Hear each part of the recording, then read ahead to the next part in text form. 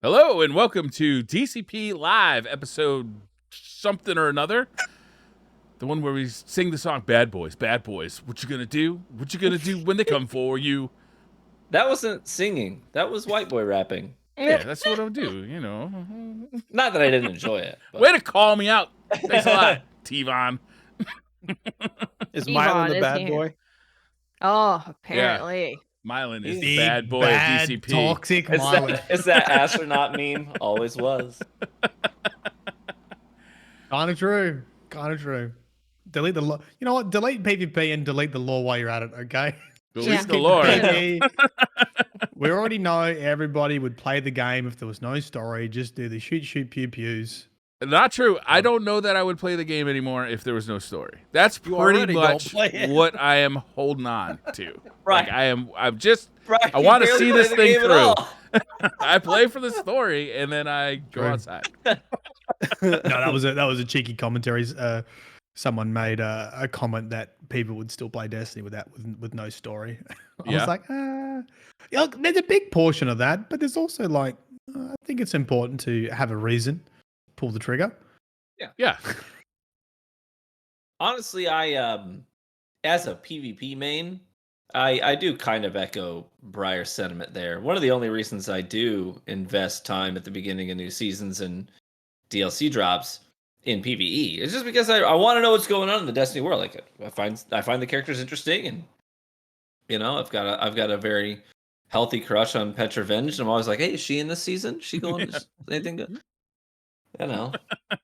I think the best like exotic weapons in the game, I think, are ones that have got really cool, complex backstories and lore, and then they like reflect that in the game. I think it's like why Thorn was such a strong exotic in Destiny 1, because it was some of the best lore and like little mini novella in the game at that time. Yeah, totally. And I think that some of the better, I know a lot of people kind of dog on the seasonal model, and it does need a little bit of refreshing, I think. But some of the seasonal stories have actually been some serious bangers. I mean, I think Season of the Splicer, I always think back to Splicer. Splicer was great.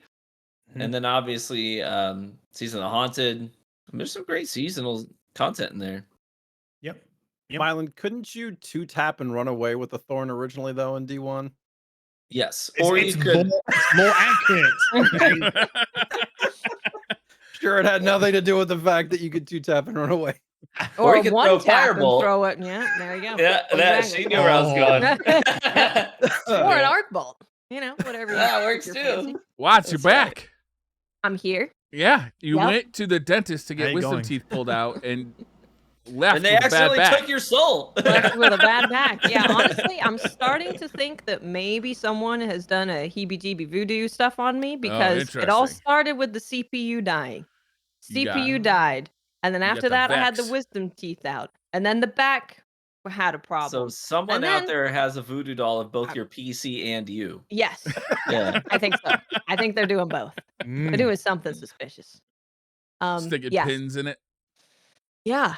Yeah, you know, my wisdom teeth recovery was great. Like a week after, I was pretty much good to eat whatever I wanted. It was totally fine. Easy peasy. But then because I was really tired and felt just completely exhausted from being under anesthetic and all of that, I was only laying down, which led to my back apparently just not working. So currently, I guess you don't need me anymore. Currently, I am not able to sit at all for longer than like 5 minutes. I can stand for a bit before my back starts getting tight.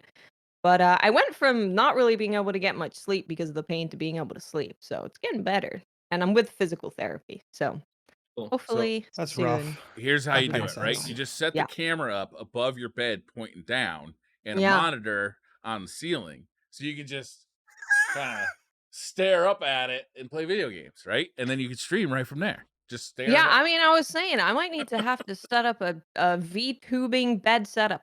Oh, I think that's what I'm gonna have to do. You might be onto something there. Yeah. That's pretty good. Pretty smart. That's why they pay you the big bucks. Yeah, the big bucks. So many. Honestly, just become a Roblox VTuber and you'll be rich in a couple of weeks. Couple of weeks? Oh, okay. Couple of weeks. I got a couple Is that weeks where to it's get at? I spare. swear to Bob, Do we my need to kids, make a Roblox podcast? my kids watch these VTubers for Roblox, and I'm like, this is the dumbest content I've ever seen in my life. How many views does this have? 37 million? It was uploaded last week. Jesus. Oh, look. All right, guys, gotta go. You know about Big Blippy facts. TV? I am in No, the what's wrong line Blippy? of work. Wait, No, Roblox gosh, we are a Blippy free household. We are been there, done that. Listen, the last time I saw a Blippy video was no doubt 6 years ago, and I still remember every word to that dumb song. Can you spell Blippy? Literally, I'm cursed Can you every spell time I it? see an excavator. I'm an See, excavator. Milan's taking notes. He's like, Blippy, you say. I'm like, huh? The only thing on my radar is Bluey, the little like Aussie cartoon Yeah. about the Oh, dog. we love Bluey. And Yeah. apparently it's loved and apparently it's good. So that's what Leah's Yeah. watching. Bluey. Yeah, Bluey we're and a Bluey Bluey. only. We're a Bluey household. I was lucky. My kids were into like Star Wars Rebels, so it was like, this is Oh actually yeah, cool. mine I'll too. watch I this love with you. Rebels. My kids are Zeb fans, so when he showed up in Mando a few weeks ago, they went crazy. Nice. Wait, so what's Blippy? Is that a YouTuber, is it? Yeah, Yeah. he's actually like ex-military, and he just like put on orange suspenders, like what is it, orange glasses and a hat, and just is like, "Hey everybody, I'm Blippy." It's like, and he's And like running around dances. like In every science video. museums and stuff. It's hilarious. Peddling his merch to kids in every video. Oh, Tell your mom and nice. dad to buy my shirt. Tell your parents. So you guys were talking a little Iron Banner this week. What was going on in Iron Banner? What's the big controversy in Iron Banner? How much time That's you got? bad. Oh, yeah, 2 hours ish. Well, this is the cool thing because we talked about it a little bit last podcast with TVU and yes, now we get another perspective. So Oh, yeah, Lego's a Yeah. monster in PvP though, so he has no problem. He's fine. He's living the good life. I don't know what's going on over there. Need to know. mean, I need some tips. I suspect it's meth. Youthfulness. Yeah. I gotta found say, it man, a little bit sweaty. I found it. Yeah, The go ahead. playstyle was very different than previous Iron Banners. Why is that? Yes. man. Yeah. I don't. I think it was I think they changed the connection of it, right? The matchmaking of it. Okay.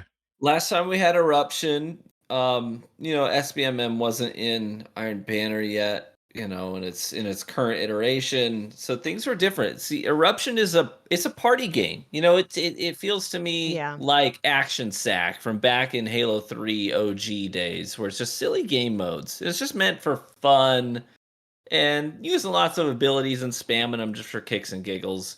See how long you can go on a streak, and if you don't get another kill, you're gonna explode. It's just a silly game, right?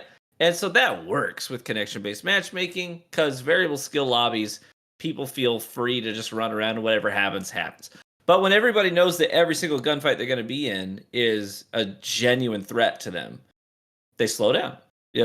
It's just naturally what you do. So party games and Bungie's current iteration of SBMM, they don't vibe well. And so everyone played a lot more slow. Like, people weren't just going in there like just throwing lots of abilities with a smile on their face. They were shoulder to shoulder like a human centipede with their scout rifles out. And if you got too close, it's grenade and immortal. So it kind of It definitely felt slower. It felt like a much. It's not that I didn't like have fun, but I definitely had fun more the first time that game mode was around, and it definitely felt like a bit of a slower pace, much more like challenging matches, like every match, and also Firebolt I think made it pretty tough too with how many people were running Firebolt grenades. It was amount of times I didn't even see anyone. I was just like one tap, just Oh, like yeah. double. I love that. That's my double favorite. Firebolts. I love look getting in the killed middle around of the corners. map, and it's just like I see like 6 firebolts come out, and I'm like, oh, it's that. I'm leaving. It felt like Revolutionary War strategies, where it's just 2 lines on the opposite ends of the field, and everyone's shooting at the same time. And so I'm just a reckless guy. I like to run out there and have fun. So if I run out there, I'm the only person in the middle of the map. Like, I think I'm doing something wrong, and then I just get obliterated. But anyways, yeah, that was kind of my Iron Banner experience as well, Mylan. And it was really interesting. I saw a lot of comments, and take this with a grain of salt. It's not empirical data with a huge sample set or anything, but I saw a lot of comments from people who say I'm self-proclaimed under average in PvP. I'm not a great player. I go in there very infrequently, just for kicks and giggles. And a lot of the feedback I saw from them echoed the same things that we're saying. So I know a lot of people say, well, that's only an upper echelon player problem, but I know at least some, I can't say for definitively if it's a majority, half, what, but at least some people who are below average are experiencing the same things and feeling the same way that we're feeling. Yeah. I don't know. Yeah, I just think there's something between the matchmaking and like you said, the game mode and the matchmaking didn't feel like it gelled. Like it just felt like it should have been a bit more goofy. And maybe that's nothing to do with it. Maybe that's just the Destiny player base. It's like, okay, this is how we play this mode. Like maybe we're the problem, which is also the case of, you know, going to the nth degree to break the game, to win the game, to always be at the top of the leaderboard. Yeah, people care a lot about winning, and that's understandable. It's a PvP experience. It's the point of it, you know. But I think that there's things that Bungie can do to sort of encourage a more some more levity in PvP. And at least in my lobbies, there's no levity. It's whatever I got to do to win is what I'm going to do. And on top of that, you know, we had some maps that we unanimously, almost exclusively unanimously as a community said, these are bad, we don't like them. And so Bungie took them out of like quick play rotations. But then Iron Banner comes around and we have to play him again. It's like, well, why? Why did you keep in Disjunction? Why did you keep in, you know, Pantheon Convergence, what it's called in D2? You know, we don't like those maps. We told you that, you know? So it was just confusing all around. The meta is also not in a great place, especially if you're wanting more offensive playstyles, because the current top thing you want to use is like what, Well Warlock? It's pretty much, I saw Well Warlock the most. And then you have Solar Hunter throwing down trip mines, which of course, if they're using Ahamkara, you're not gonna dump 8 clips into the grenade to kill it. So it kind of just cuts off an entire area. And then you've got firebolts being thrown everywhere. And it's yeah, you got a lot of defensive stuff coming out, which doesn't there's some very strong classes at the moment. Yeah. I'm curious what you guys would do to improve the experience if you had your way. I think it's probably I liked the game mode last time, right? Like I did legitimately have fun in the game mode last time. I thought it was okay, but I didn't have as much fun this time. And the only thing that I think is different was the matchmaking. Yeah. So I think there needs to still be and I think people enjoyed Iron Banner even more because I think maybe they just introduced the SPMMMMMM into the quick play. So Iron Banner was like a retreat. People were like, yes, this is where I can hang out. It was like their safety area.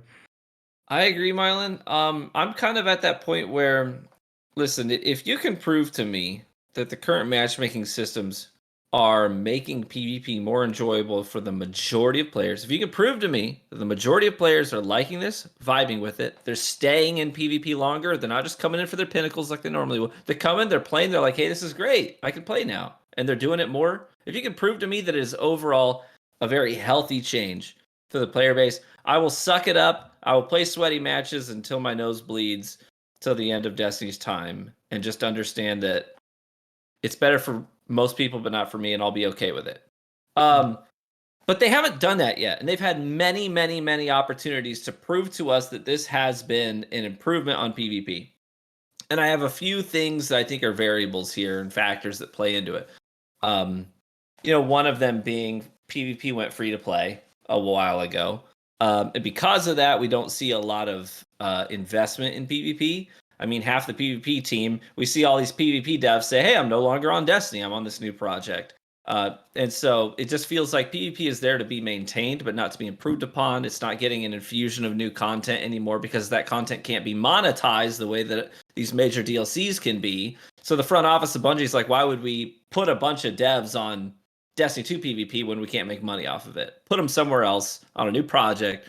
You know what I mean? So I think that's a factor. I think that SBMM might work better if there's a constant infusion of new content that makes the player base bigger. Bigger. That might make SBMM work better just by having more people play. Who knows? The player base is bigger though, right? Like we just hit a record on Steam with players playing Destiny concurrently. Destiny, yeah. It didn't. I mean, it's not like it has stayed that way. We're not at record numbers this week. You know what I mean? Yeah. And also, that's obviously not exclusive to PvP. Ironically, the biggest numbers we've seen in PvP lately, which were impressive, were in Trials, where there was no skill-based matchmaking, but there was just fire team-based matchmaking. And something people wanted. So that's the only thing and ironically, that's the only part of PvP that is monetized, because you can only play Trials if you have bought the most recent DLC. So I feel like, if anything, this is proving our point. The most healthy place in PvP is a place that is monetized content, does not have skill-based matchmaking, but has other things in there to help protect casual players outside of just SBMM. And that's the healthiest PvP environment we have right now in terms of numbers. So maybe that's what we should be focusing on, to say, how can we recreate that in other playlists? Instead of what we see right now with Quick Play and Iron Banner, is that every season, a couple of times in the season, they have to constantly make adjustments to their SBMM system because it's not quite there. It's not quite working the way they want. They want to make more changes. At what point do we say, is it actually better just to roll all this back? Because if you have to make all of these changes so frequently, maybe it's not working. I don't know. Well, this is why I've always just wondered why we don't get graphs and statistics showing the one thing that we've all been really curious about, which is, okay, you guys really love SBMM and you're putting it in a lot of things. Can you just show me what good it's doing? Because I would really like to know. And I say all the time that if this is making more people go into the Crucible, they're flooding all the playlists, people are going and trying out comp and trials as well, then that is fantastic.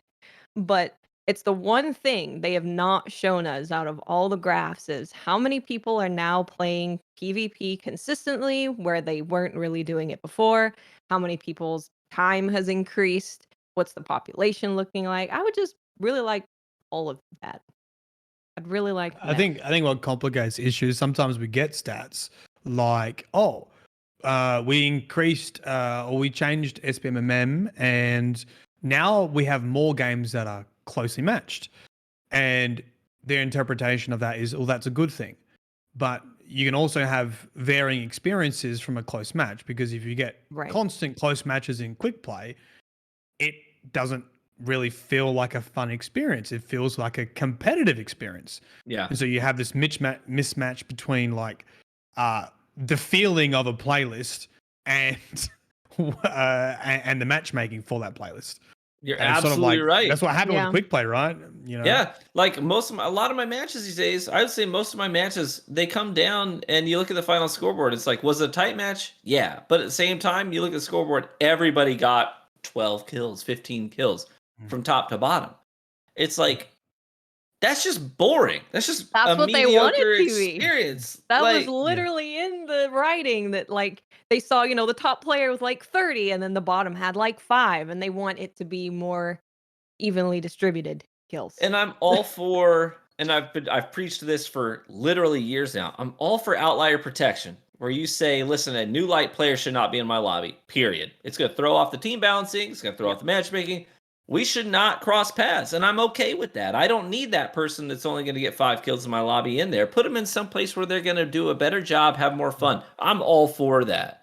But when everybody in the lobby is just grinding their teeth against each other and only walking out with a 1.1, 1.0 KD, and we're all with the same number of kills, nobody had great fun. You know what I mean? So yeah, unless you go into, I'm going into competitive, I'm going into ranked, I'm going into plays that I expect that every match is going to be hard. Exactly. And Honestly, there should be a place where you can go, you know what? I got this new role because Destiny is a loot and shooter. Like, I want to see if this is any good. And if I think it's good, then I'm going to go take it into trials. I'm going to go take it into comp. But I want to be able to like play around with it in a PvP sandbox, do you know? And not have every PvP experience feel like endgame. And I think that variability is important for PvP. honestly, I think part of the design process potentially is that they're going to continue to iterate and, like you said, the variation process. Because if they theoretically in a perfect world found what they statistically thought was the right way to do it, if they kept it that way for very long, people would get sick of it. Like, that's just what would happen. And, the way that PvP games I feel like now are, they'll just continuously change stuff just to keep things fresh. So, and the way that Bungie's doing that is through matchmaking, through, they're obviously not doing it through maps and things like that, but they're weighting certain things, or giving things to chase and stuff like that here and there. But I don't know. Maybe they're just doing it just for the sake of keeping things fresh. I don't want to have this conversation all night because I feel like we've been having it for 7 years. Yeah, but true. I feel like the solution here is so simple. I play Street Fighter a lot, and they have a really simple way of doing matchmaking. They have a ranked playlist where you play players who are of equal skill to you, and the better you do, the higher you rank up, and then you start playing higher skill players. And then they have a casual playlist where you could play anybody. You could play a Street Fighter 5 Pro, or you could play somebody who just started the game. And like both playlists are fun in their own ways, and I feel like you get a better feeling for where your skill actually is in the casual playlist, because you're playing a wider variety of skill levels. And in the ranked playlist, you could really sit there and grind against people who are exactly the same skill as you, but maybe in different ways. And I think it's so simple, and it's been around for so long. I think even Halo had the exact same thing, but I just don't understand why Destiny doesn't do this. It's so simple. Well, it's the thing that, like you said, I've been saying for years, is that it's all about variety of experience and being able to dip into whichever experience you're currently in the mood for. And when you put this blanket change across the entire game that is the same experience, it gets boring. Yeah.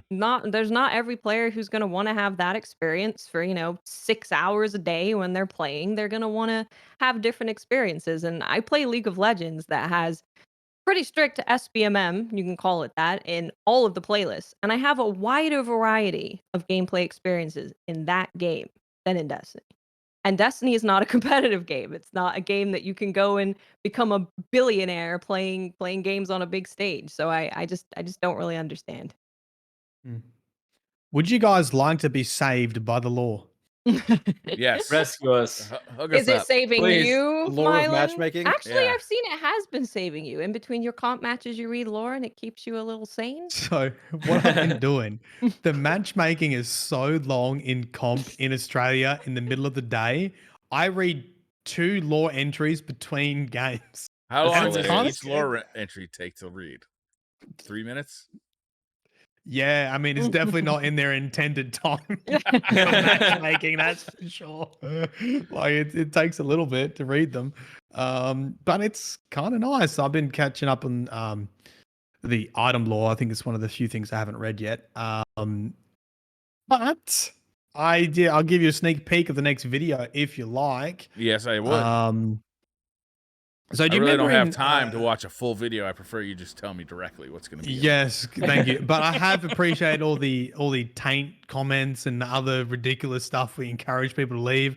I do see them. I do have a quick look through the comments. Good job, everybody. Yeah. I notice. I think someone literally said, "What? This is a comment. Whatever Watts wants me to say, or something like that." How about Toxic Lore Daddy this week? Toxic Lord Daddy. Yeah, I'll know where you come from if you say Toxic Lord Daddy. Okay, you remember in Witch Queen, right? Where we have the investigation board, which was part of the post campaign. And when you actually completed that quest, you got that random message that was like, "Hey, we found this note from Rasputin," and it was like, Nepheli Stronghold, and everyone's like, "Huh? This is a weird way to like end post campaign quests in Witch Queen." Turns out there was a Rasputin season coming. Turns out Nepheli Stronghold was part of Neomuna, and that big reveal. Well, what have I told you in Livefall? They've done something very similar. Oh, Go on. Have I got your attention now? Mm-hmm.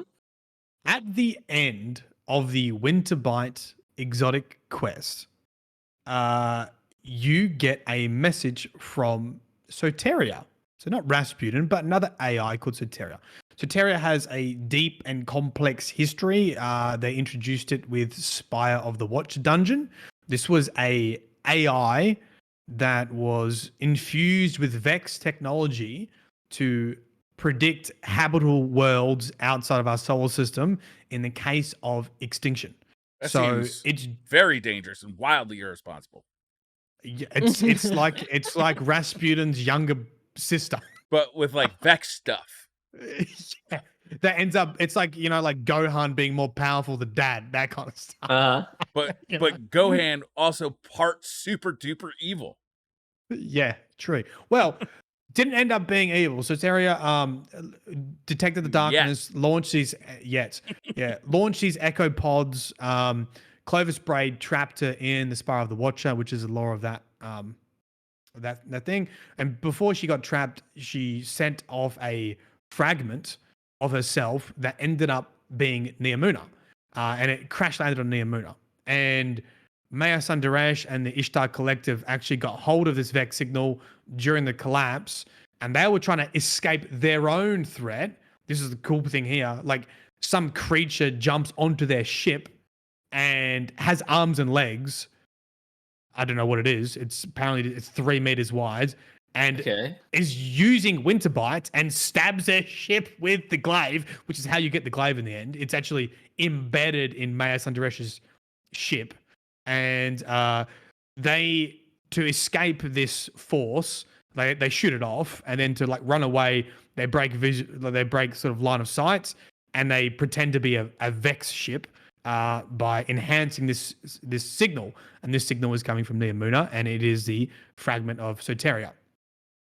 This is basically the whole post-campaign for Lightfall. Remember when you go into the Hall of Heroes and all the statues are broken, and Quinn is like, we need to work out why the Vex destroyed these statues.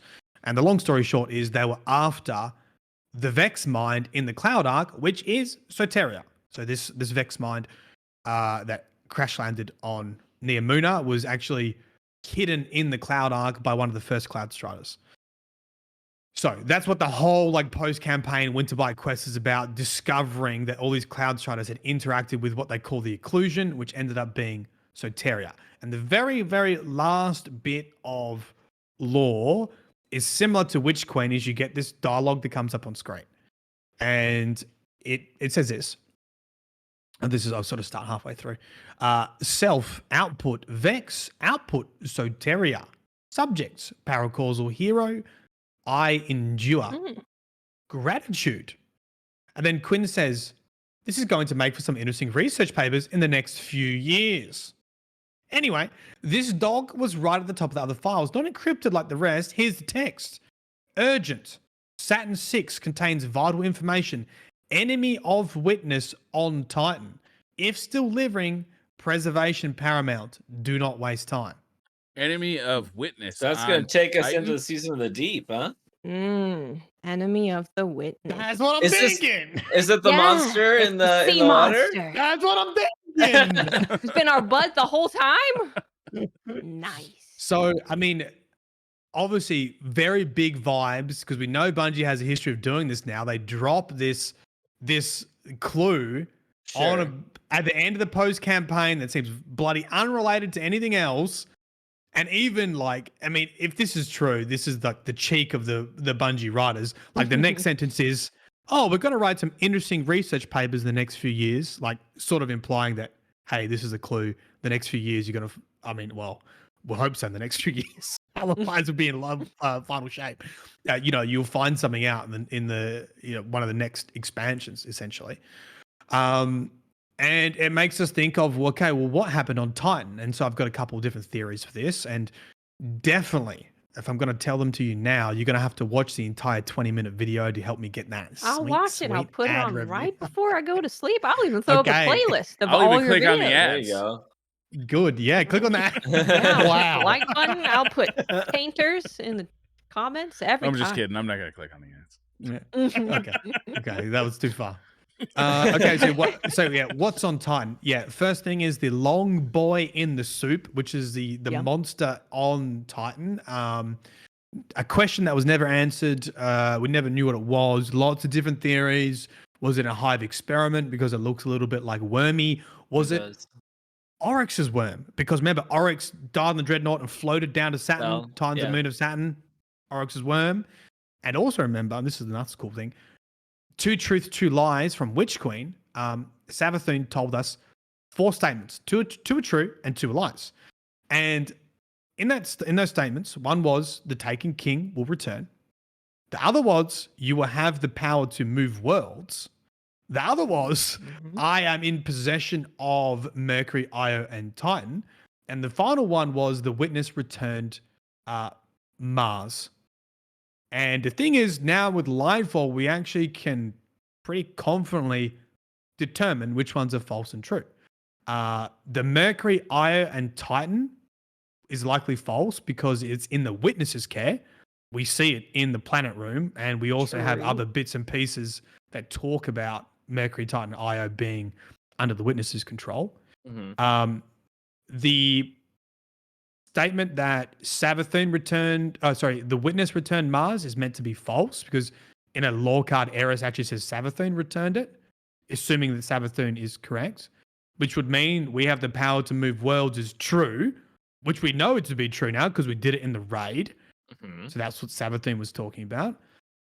And that means that the Taken King will return is also true. So interpret that as you will. But who is the Taken King, Mike? Yeah. Is it just the witness as the original master of the Taken?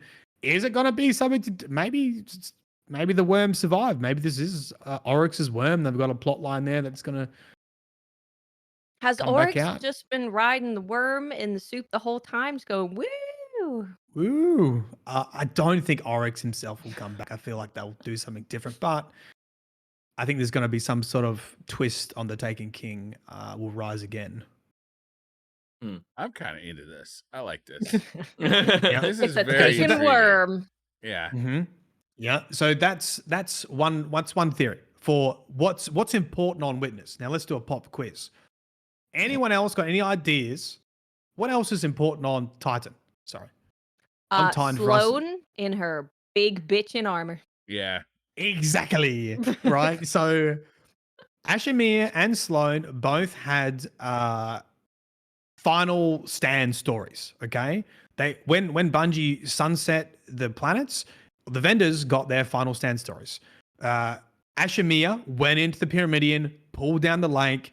Surprise, surprise, Ashimir returns to give us vital information on the Veil and the darkness and the pyramids this season.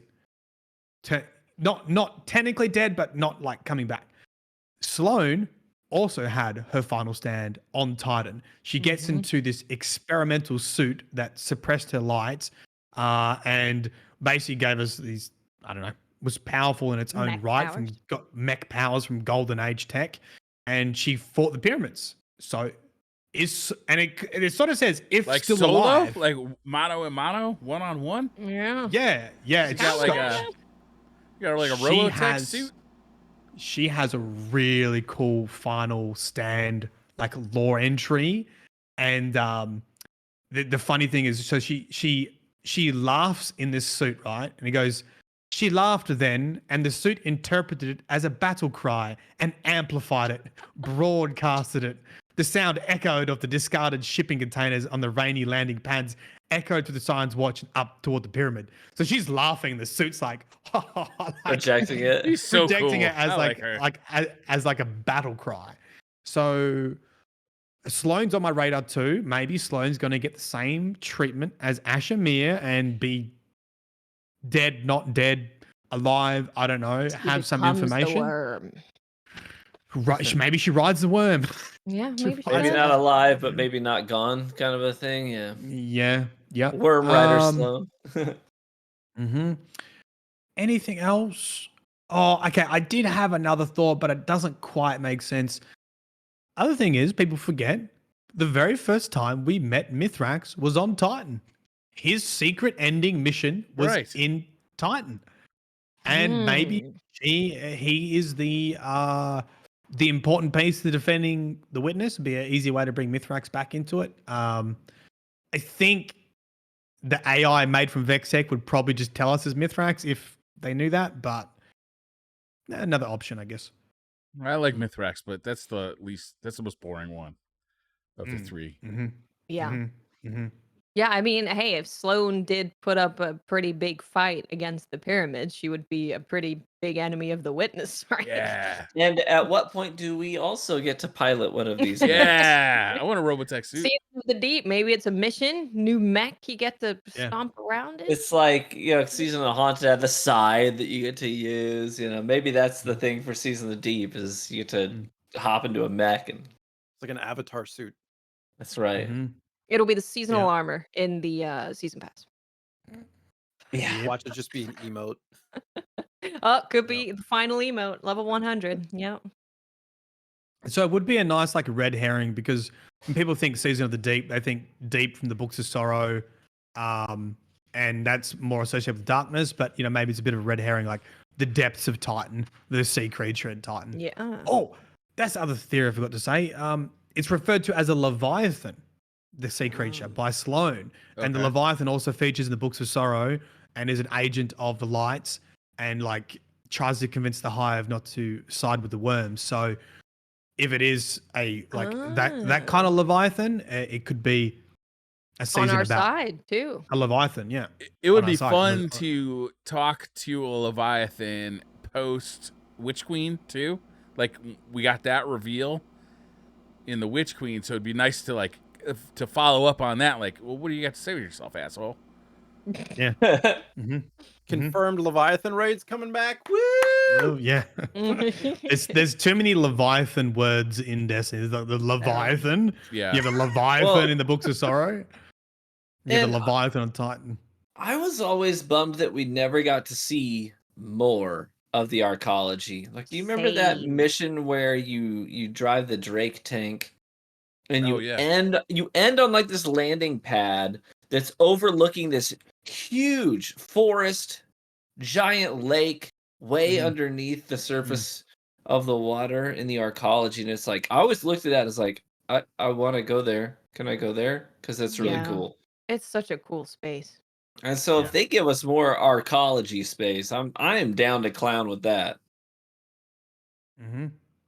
Yeah. So we'll see. We'll see if this is a prediction of. I mean, I don't think it'll be in a DLC. It'd probably be an expansion if you think about the cadence of last time. It was the Witch Queen introduced Nefeli Stronghold, which was then Lightfall expansion as a new destination. So I don't know. And we obviously got Mars back in Witch Queen, a portion of Mars. Right, so the Deep or the final shape, maybe will have portions of Titan back, or maybe they'll start introducing something to do with Titan. Maybe. Mm-hmm. I always like that location. My favorite PvP map is on Titan. Pacifica, big Pacifica fan. Yeah. There you go. Like, comment, subscribe. Yeah, make sure to watch the video when it's out, everybody. Leave a comment, interact with it. Mm-hmm. Otherwise, he'll never give us the good stuff early ever again. Right? No, exactly. Just tease us. We got a pretty interesting TWAB this week. Yep. You go line by line singing it in a quartet fashion? That's right. Good. To the tune I read the TWAB. Disney's classic Frozen. Oh no. This is my life right now. I mean, I think the headline was they're banning the Zim and the Cronus, right? Basically. And any other similar things. Yeah. I think, though, that we should read this because the language is interesting to me in that they're really trying to target some stuff, but also I don't know that they not say it. Yeah, they don't want to say the words, but I don't know that they're being specific enough here. It did create a lot of confusion. This is their policy, right? Like they're introducing a policy that allows them to ban your accounts if you fall under these no-nos. So I think it's probably vague intentionally to give them a bit of room to say, yeah, you can't do that.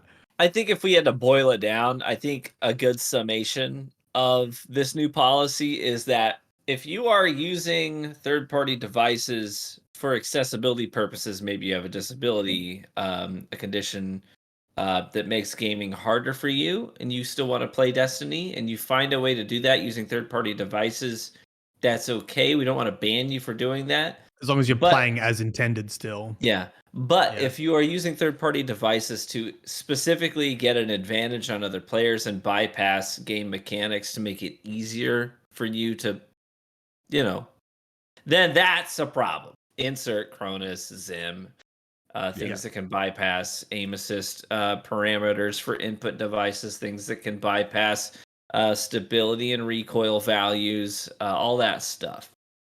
Right. And we've seen that Bungie is able to track a lot of stuff about you. Like they've kind of given us glimpses that like we know everything. Yeah. Mhm. So I'm sure they have some way. And I saw that Dirty Effin' Hippie on Twitter was talking about like, don't worry, the team has it covered. They know what they're doing. So people were asking a lot of questions, and there was also some questions about, does this mean we're not going to be able to use like official Xbox, PlayStation, SCUF controllers, because that's a third-party thing that gives you an advantage. And the Destiny 2 team on Twitter did say that you are safe to use these as long as there's no definitive evidence showing abuse of game mechanics. So that's a very important clarification. It's abuse of game mechanics. It's not using a third-party thing to be able to, press a button on a paddle, or if you have a disability, being able to play the game. It's specifically abusing the mechanics.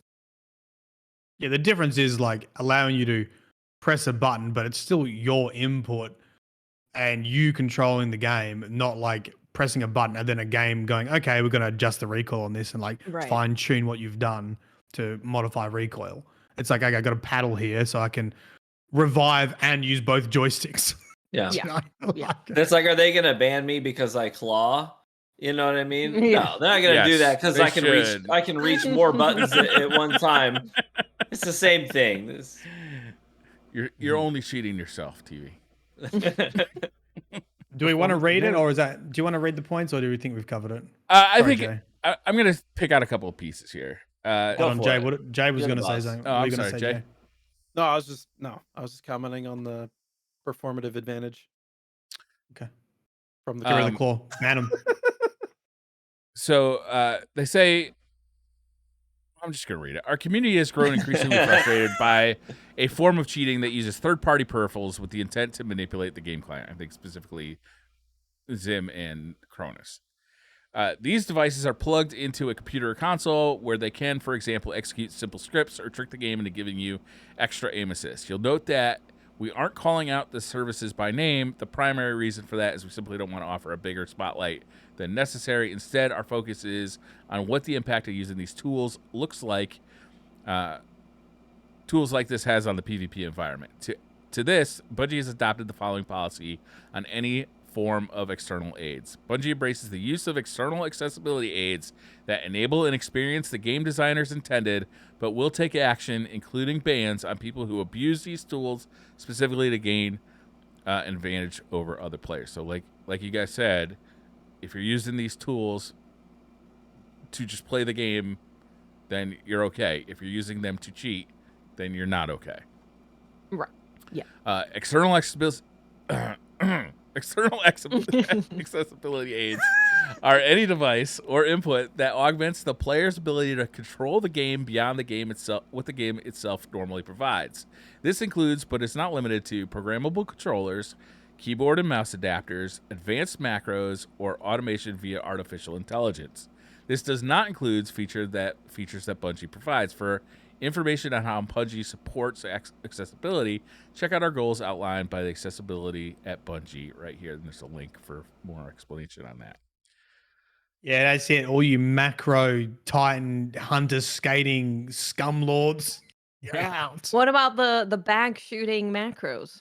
Are those? There's a lot of macros that can be employed. Even like ground dashing for warlocks because on controller, if you want to ground dash as a warlock, it's a 3-button input. So you really have to practice it. But obviously, if you're on M&K and you have a macro for it, you push one button, you can do a ground dash. It's stuff like that. I don't know if that qualifies as an advanced macro or not. I don't know. Yeah, I don't know. Fun fact, TV, you can actually turn it into a 2-button if you just make your Icarus dash a single button press instead Right.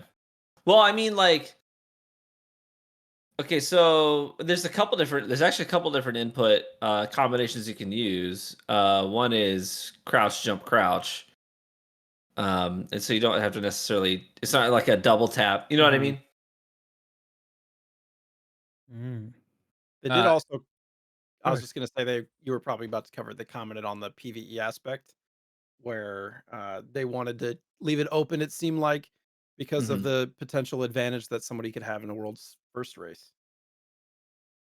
So yeah, I mean that's what comes to mind is like, you know, when I was practicing, was it sword skating with the hunter, you know, or when the sword before it got nerfed, you know, you could do it if you practice a lot, but you could make it like 100% with a macro, and then as soon as you get to like, you know, Root of Nightmare, which has a huge jumping puzzle section, you just like fly over that. I mean, it's fine if it's not a world's first, because it's kind of fun having someone do that and like, you know, grapple onto them and like carry a whole team over some chasm. Yeah. Like, that's fun. But maybe not world's first. Don't know. So let me ask you guys a question. Okay. If we were to play PvP, like you guys all decided, well, we're going to play, I guess this wouldn't come up anymore, but we're all going to play on PlayStation 5. I haven't touched a PlayStation 5 controller with a first-person shooter in 4 years. I'm going to play a Zim in, and I'm going to play with a mouse on PlayStation 5 so I can play with you guys. Would Bungie consider that cheating? Maybe. I would say plugging a mouse and keyboard. I would say a keyboard and mouse adapter for a console is. I don't know. The default for that would be to have the aim assist with a keyboard and mouse, correct? Yeah. So that's the catch there. Is that whether you intend to or not, you are gaining an advantage over other players because the console itself does not understand that it needs to dial down your aim assist values because you're now on mouse and keyboard. It can't tell that. So it's less about what you intend and more about what you inadvertently That's not how it's achieve. written, though, TV. No, it's written to say that you are getting an advantage over other players. Whether it has nothing to do with intention. It just says that if you are gaining an advantage over other players because of it, they can do something. It says people right? who use these tools specifically to gain an advantage. But if you're not using it to, like, if that's not your purpose for using it, like if you're just using it because, like, I can't use a PlayStation 5 controller, the only way I can play on PlayStation 5 is with a mouse and keyboard. Then you need to wait for PlayStation to implement its own version of an M&K adapter.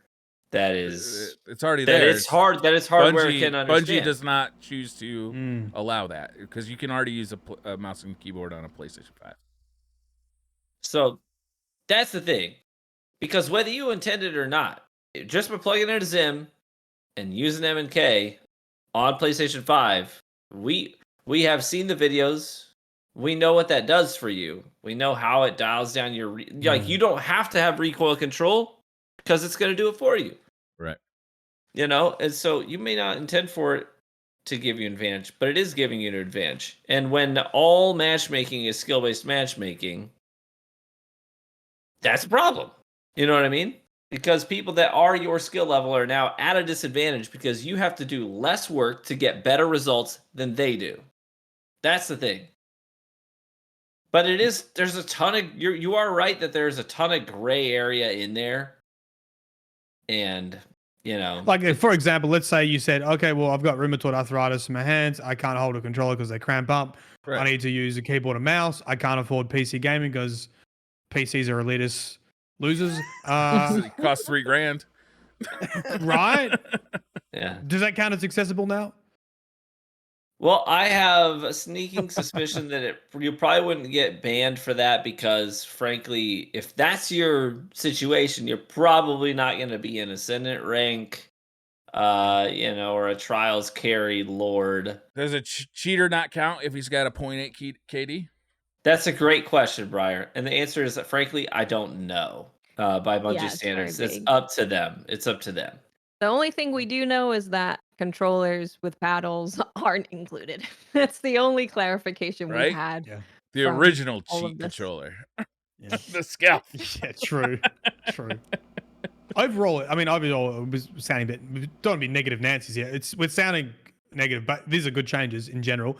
I think we wouldn't want there to be a false positive, right? We wouldn't want someone who legitimately needs assistive tech 100%. who use it to play games to get banned. So I hope there is a process to appeal and to be like, hey, like, I use this kind of input because I have X issue, and like that example I gave, there's another way that I can do it, or I can't afford to do it another way, and this is a situation I'm in. You would hope that for sure. You would hope. I've heard stories of it being difficult to reach out and stuff Yes. like that. But quite frankly, those people are probably in the vast minority of the number of people using these devices. Yeah. Yes. Exactly. By and large. But they need to be protected. Yeah. Well, and it's really important to people at Bungie that they do have accessibility. It's something that they've been, and especially Liana, right? That's like her whole thing is accessibility. Yeah. So she's been on Twitter being like, this was a really long conversation because she's co-lead of their accessibility initiatives. And for everyone that may be upset, may I offer you some puppy pictures, is what she said. And then she said to check out the guide that they did put in the TWAB, which is the accessibility at Bungie, that whole thing. Reading about all of that, the changes, all that stuff. So it's clearly important to them that people are still able to play the game if they're using it for accessibility. And she's been very, very clear on Twitter that like our team is on it. Don't worry, our team has ways. So okay, maybe they have something that they can do that we don't quite know about yet. Yeah. Yeah, like Jay said too, is like they say because the benefits of cheating in PvE can affect things like the world's first race or even spill over into PvP, we'll be evaluating all gameplay violations. So we just talked about that solo raid a couple of weeks ago where somebody was using I don't know what he was using actually. Do you guys know what he was using? Was it Chronos? You talking about? I didn't hear about this. For the solo clear of Nezarec? Yeah. Is that what you're talking about? Yeah. I think it was in-game exploits, not necessarily his hardware, if I remember correctly. Yeah, I don't think he was using My bad. I don't think it was anything nefarious. It's more like this is a Bungie problem, not my problem, and if it's available, I'm gonna use it kind of a thing. Yeah. Yeah. I could be wrong though. And there's so much data that they can access. If you all of a sudden shot up at some point with the way that you're playing in game, maybe they look at you a little bit closer and kind of figure out what's going on with you. Oh, but we know that they do that.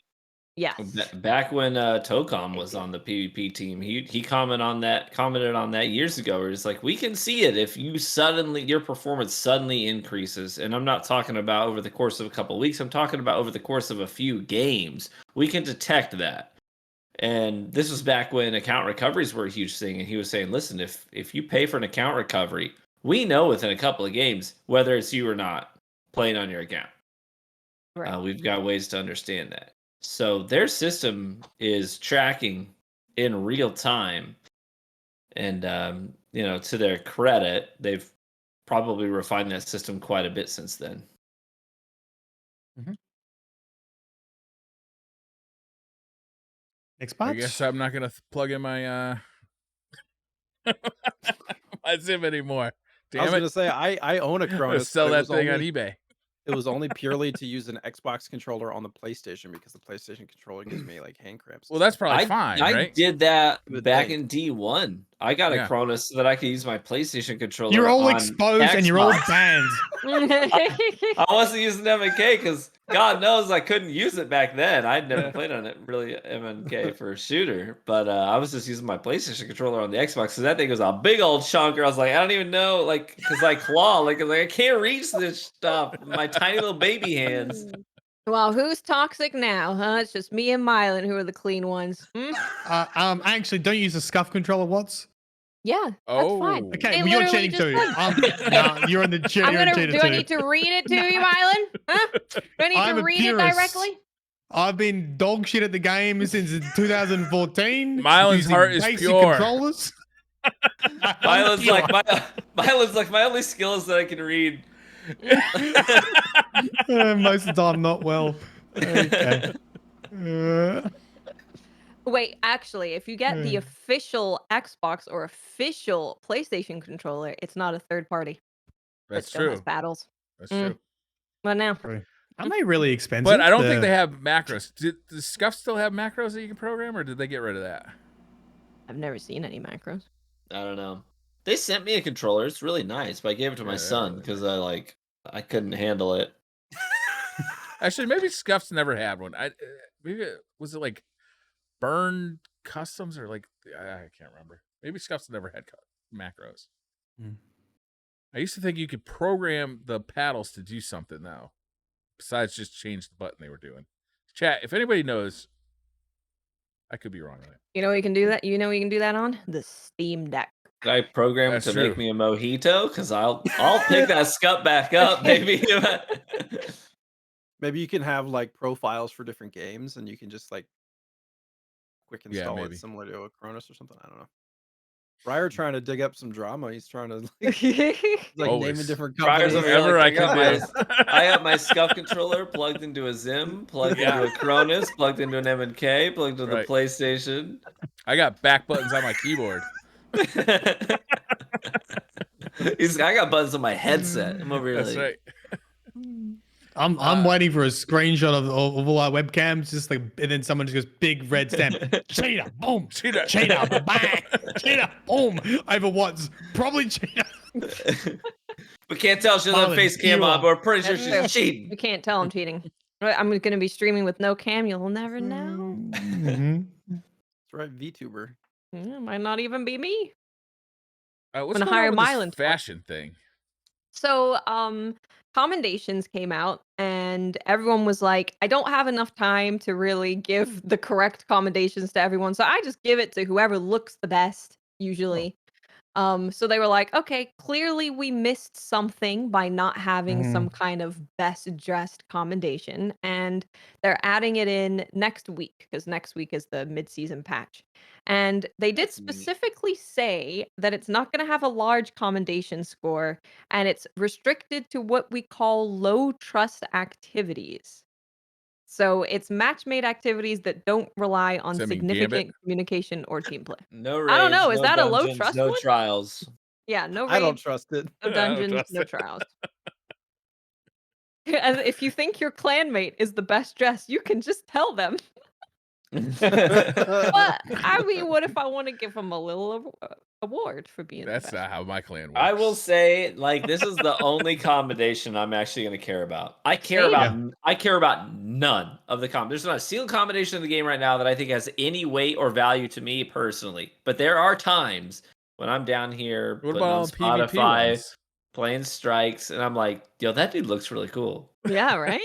Right? I'm like, oh yeah, and I want to tell him. Yeah, Yeah, but everyone's just gonna look as ugly as possible to get this commendation. It's those Titans with the freaking what is it? But the shoulder it's one of pads, the different Leviathan. colors.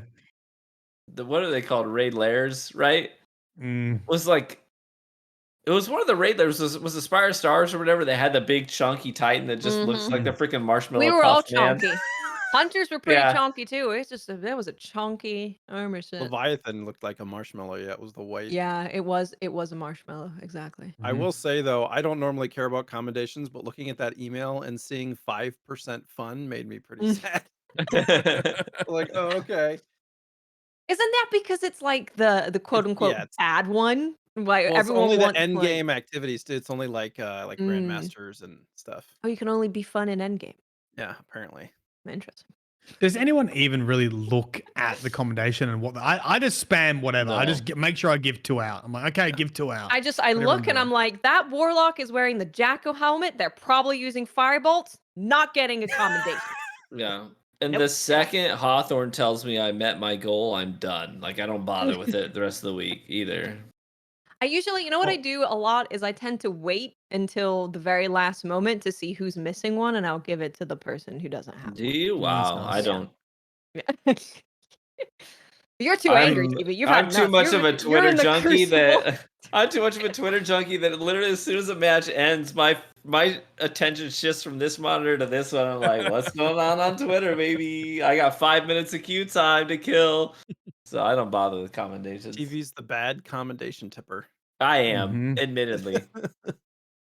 I'm I bad just about give, like I get people that want to emote with me. They're like, give me, the handshake emote. I'm like, I'm standing on the B zone, and there's like 3 red dots on my radar, and I'm trying to defend against everybody. And the guy next to me is like, give me a handshake, bro. Give me a handshake. I'm like, God, stop it. I used to get messages like, I just wanted a hug. Like, I just wanted to win. I feel usually like just we give got if someone teabags me in Crucible, I just give them the joy bringer. Like after the match, you can commendate enemy players. Yeah. Just give them the joy bringer. Do a bit of a power move. Hmm. Let them know you liked He's it. like, wow, I got 7 commendations this game. That's crazy. You're a better man than I am because I put them on my YouTube channel.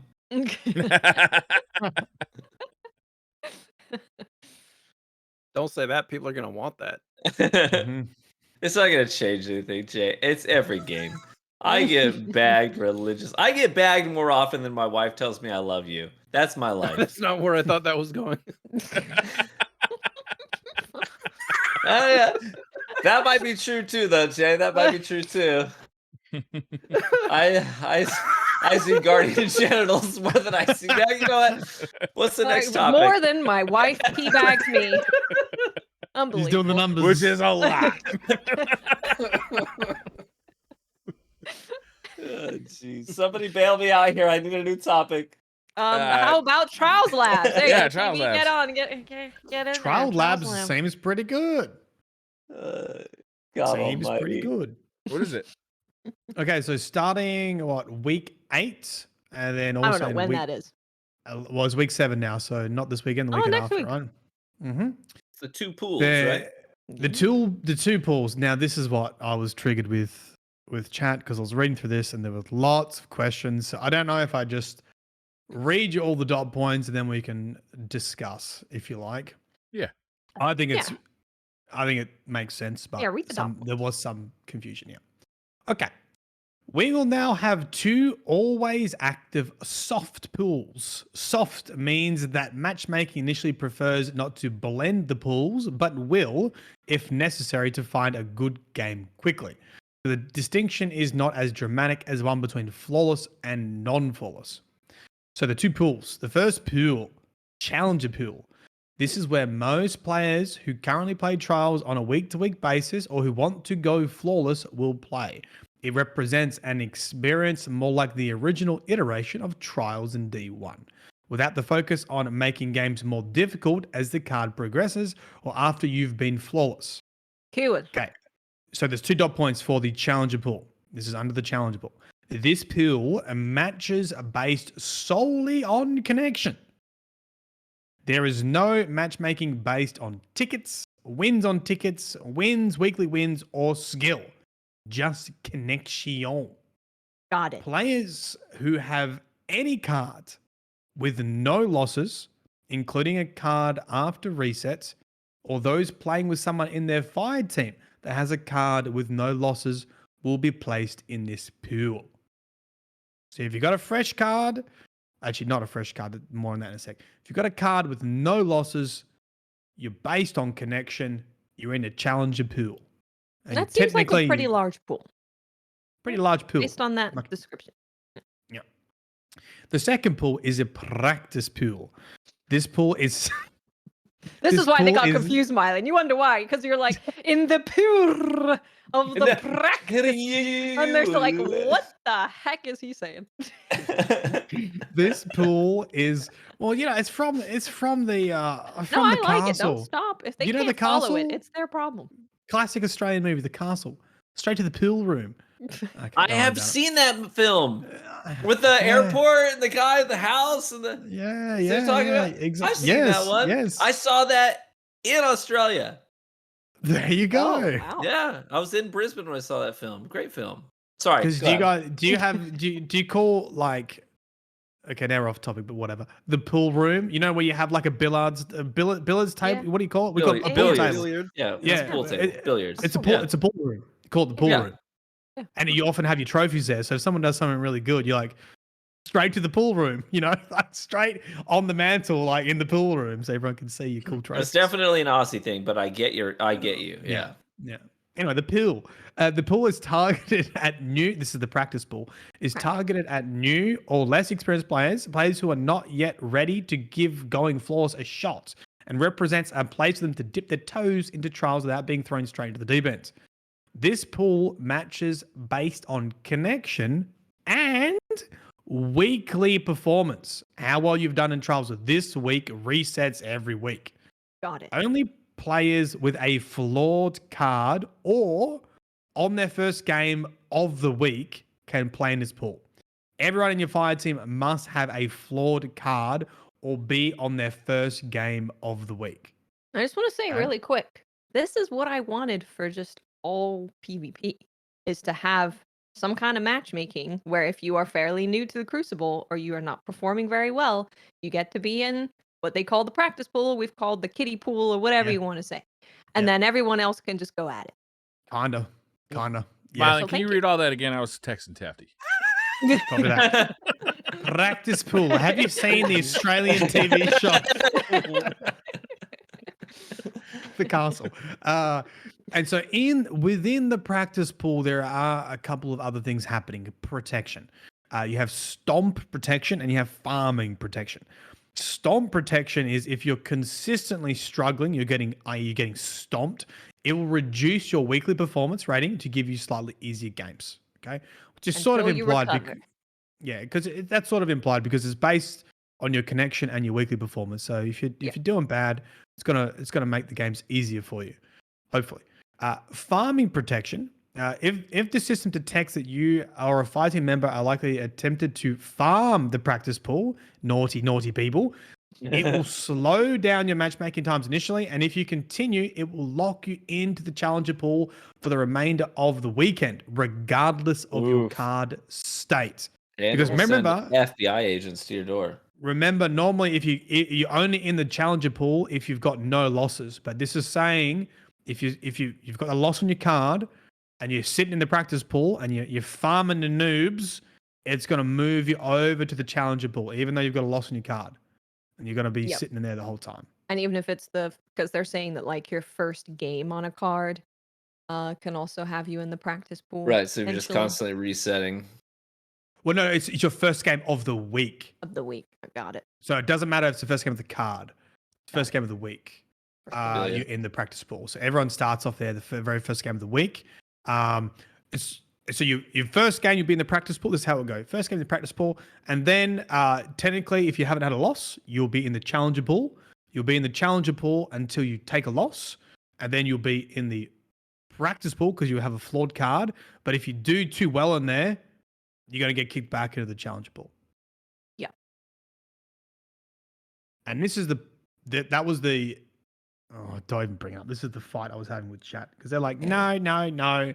You're never going to be in the practice pool once you've gone flawless, which is not how I read this. Once you got a flawed card, you will go on the practice pool, but there is the protection and you'll be matched based on weekly performance. So if you want to stay in the challenger pool, you reset your card so you've got no losses on it.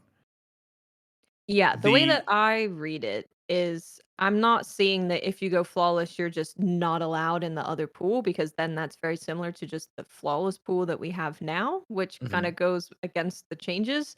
To me, it sounds like if I've gone flawless and then I start getting dumped. I'm having a bad time. I've got losses on my card. I'm gonna be able to go to the practice pool until I recover and start doing better again. That's how I think.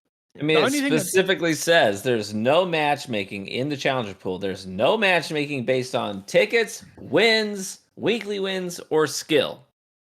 Those aren't factors. Yeah. Yeah. So you should really want to be like that. It sounds like the challenger pool is going to be the larger pool that you want to be in, really. Right. And if you're not doing well, there's protection basically in the practice pool. The only thing that I can see, and I don't think this is an issue. I don't know. I haven't really collected thoughts on this yet. Is previously what you would do, right? Is you get to 7 wins. Like if you wanted to farm Immortal, you get to 7 wins. And you keep your card, and it doesn't matter if you lose, but you have a chance of getting an Adept Immortal on a win, right? Yeah. So I do wonder if I got 7 wins, I went flawless, I get Immortal, great. I keep the card, I don't hand it in because I want to keep playing trials. I get a loss, so now it's a flawed card. So now I'm in the practice pool, but I obviously keep getting wins and I keep getting Immortals. Like I wonder how many wins you have to get before it's like, okay, now you're farming. Back to the challenger pool. Mm-hmm. I feel like if you went flawless, you got your adept gun, and you're still farming on that card, I feel like the chances of you getting back in the challenger pool are pretty slim unless you actually start going on a loss streak. Would be the way I read that. Practice pool, you mean?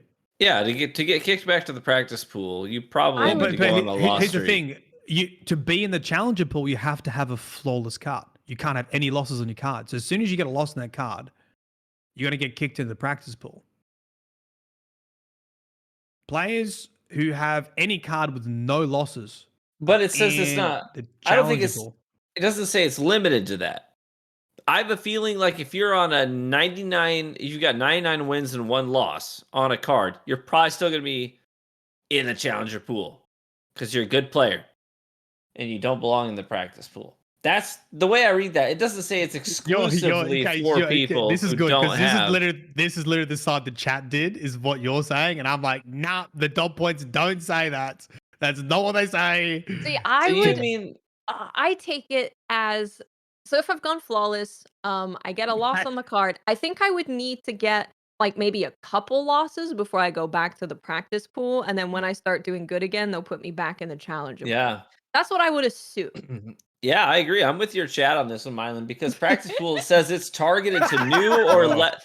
It says it's targeted to new or less experienced players. A player with 99 wins and 1 loss is not a new but or less experienced player. Targeted is different from how it actually functions. It's targeted because it's there for when you start losing and puts you into the pool based on not just connection, based on weekly performance. So if you're doing badly, that's the reason why it's targeted, because it's there for you to go there and be separated from better players. But what about the farming protection? That they state? You can't farm in the practice pool. They're not going to let you. Exactly. It's going to send you to the challenger pool. Yeah. Because you've got 99 wins and 1 loss. Yeah, but that's what I'm saying. Listen, that's what I'm saying, okay? But you're saying you're never going to go in the practice pool. I'm saying as soon as you get a flawed card, you'll go in the practice pool. It will recognize that you are good, and that's when the farming protection kicks in, which says you will be locked into the challenger pool for the remainder of the week, regardless of your card state.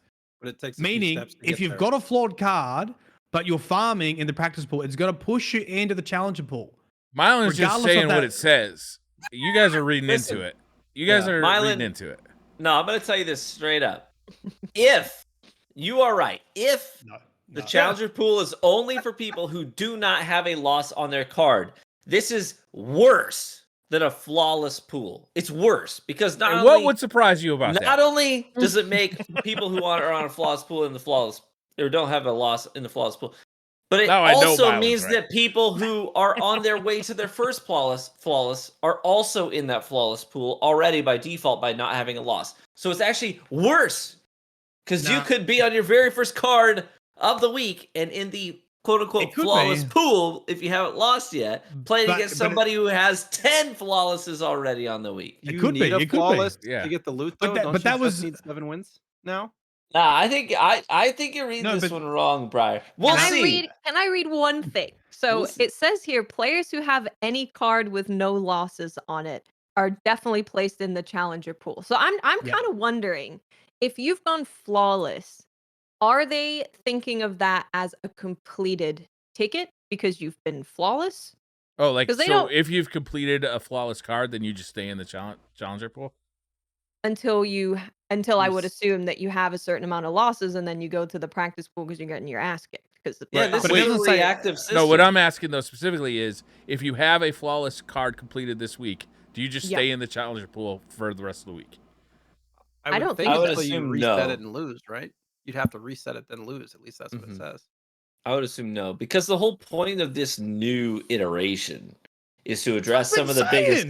The whole point of this new iteration is to address some of the feedback that we've been getting, and some of that feedback was, if I go flawless with my buddies who are really good at the game and I'm trash at the game, can I not now go play with my other friends who suck as bad as I do? Because now I'm in the flawless pool, and that kills trials for me. Yeah, this doesn't exist. That doesn't exist anymore because everyone just resets the card and you're all in the challenger pool. But how can you also say it's like the square is a rectangle, rectangle's a square kind of a thing, right? So how you say that, for example, it says if you're on your first game, you're going to be in the week. You're in the practice pool. But how can that also be true? How can that also be true if at the same time you don't have a loss on that card yet? And you would have to be in the challenger pool. Right, you're going to start in the challenger pool. So it says if you're on your first game of the week, you can be in the practice pool. But if you have no losses on the card, you can be in the challenger pool. Those two things can't also be true at the same time. I agree with that, but that's like it's the exception for your first game of the week. Like based on your history, right? I also want to say that when they were talking about implementing this system, they specifically said that the reason they want to do it like this is so you don't have the problem of playing with a friend who has been flawless and is on whatever card. They want it to be that you can play with anybody and have that friendship, not have to be like, no, go away, you've already been flawless. So it's not going to do the same thing as the flawless pool. Assuming you restart your cards together. Yeah, it's assuming you basically restart your cards together, or you have a loss on them as well. Someone said Someone tagged me in chat. Weekly performance. Okay, this is also what chat says. The weekly performance comment is a bullet point under the practice pool. It's not saying you're going to be in the practice pool based on your weekly performance. It's saying once you're already in the practice pool, you're match made in the practice pool based on your weekly performance. It's matchmaking within the practice pool. It's not putting you in the practice pool because of your weekly performance. It does specifically say that the matchmaking is based on connection and weekly performance. Yes. The way I read this is that I know we can talk about this all night. The way I read this is that right now we have this issue where it's like the flawless pool is a small pool and the non-flawless pool is a huge pool. And they're inverting that to say that. But okay, where's the but? Because I think we're saying the same thing. Where are we disagreeing? I don't think we are. Okay. Because you're saying that if you have a loss on your card, period, you are not in the challenger pool. I disagree. Yes. I think what they're saying is that the majority of people are going to be in the challenger pool from now on. That may be how it works. But if you are an outlier. But if you are an outlier and you're really struggling, you're going to be in the smaller challenger pool with other people who are also really struggling. I think it's an inversion of that system to make it so that the challenger pool is the majority of the player base, right? Whether you've got a loss, if you've got 99 wins and 1 loss, you're in that pool with the rest of those people. That may be true, but that's not what it says, TV. I think it is what it says. I think we're splitting hairs here, but I think that is exactly what it's saying. I think we're arguing about, do you go into the challenger pool and get kicked into the practice pool, or do you go in the practice pool and get kicked into the challenger pool? Sure. And I think it ultimately ends up being the same thing. I think function is going to end up being the same thing, because I think what they want you to do is, because the challenger pool is just connection based, they sort of want you to be resetting your cards, okay? And you're there to go flawless, and you'd be resetting your cards and you'd be sitting in that one. I think what we're arguing about is how strong the farming protection is. Whether it's like, if you've gone flawless and you get a loss, right, and you get kicked into the practice, because I do think you'll be kicked in the practice pool, how strong is that farming protection? Is it like, okay, you've already been flawless, you won heaps of games, like, you shouldn't be here, get back in the challenger pool? Or is it like, if you go win, loss, win, loss, win, loss, are you going to sit in the practice pool? Or is that enough to be like, no, this is actually really for people that are having a really tough time, and you need to be. That sounds exactly what in the challenger pool pool is for. I think I found the problem, and the problem is that they have not stated what happens after you go flawless and are trying to get more guns. Yeah, they It haven't seems like said it. they can probably tune it based on the experience that people are having too, I would imagine. Probably, yeah. I think it's going to come down to the farming protection. I do think it says you're only going to be in the challenger pool if you have no losses on your card, and if you get a loss on your card, you'll get kicked in the practice, and then depending on the strength of the farming protection, you're going to get kicked back in the challenger. If you're playing well, you're going to be permanently in the challenger pool, because they want you to farm in the bigger experience. They want you to farm in the bigger pool. Yeah, with they don't want you. based. They don't want you taking a loss and then just trying to farm the. They don't want you to take a loss and pool. farming the new kids. Right. Right. Yeah, because this specifically says that the practice pool is a place for people who dip their toes into trials without being thrown straight into the deep end. Right. So if you're a seasoned player, you're a veteran player, you've played more than, I don't know what their threshold is. Maybe you've played more than 15 matches of trials. You're not dipping your toes in anymore. You're playing trials. You're not dipping your toes. You're in there. You're swimming. Right. And you're swimming with all the other people in Challenger Pool. That's kind of the vibe I get. We'll see. Function was saying the same thing. The challenger pool is going to be a bigger population. Yeah. That's connection based, and that hopefully the practice pool, well, is a place to trials to see if you like it, and hopefully you're not just getting your head kicked in every time, because it's got some weekly performance put in there, and it's also got stomp protection, and it's also got farming protection, which is kicking out people that are really good. Yeah. Seems like this is the kind of thing you guys want for Iron Banner and such. To be Yeah. honest. Yeah. I think Watts is right. I want this for the whole game. yeah. I don't think I frankly don't think it needs to be this complex in quick play. Quick play. We're making it complex. I imagine no, it I is. think Bungie does make it complex, though. I feel like Bungie's matchmaking, they're like, okay, here's 18 pools separated by subclass now. And then even the map weighting, there's like 5 different map weighting things they were doing. Why? Like, Lord Almighty, just make it connection-based matchmaking. And if your system says this person is new to the game or they're very bad at the game, put them in a separate pool. That's fine. But everybody else, 99% of the player population, is all in the same pool. That's what I want. I hope there is a column in the database for each player. Is this player bad at the game? Yes or no? I'm glad we had this conversation, and I'm glad TV was on my chat side, because it's good. It's good. Like, I mean, it just sort of shows you, like, it's just nuance. It's just splitting hairs. It shows you how hard writing is, to be honest, and how writing patch notes are, and how differently things can be interpreted. And we'll just have to wait and see. I think overall this is a great change. I think Trials is going to be dramatically better change.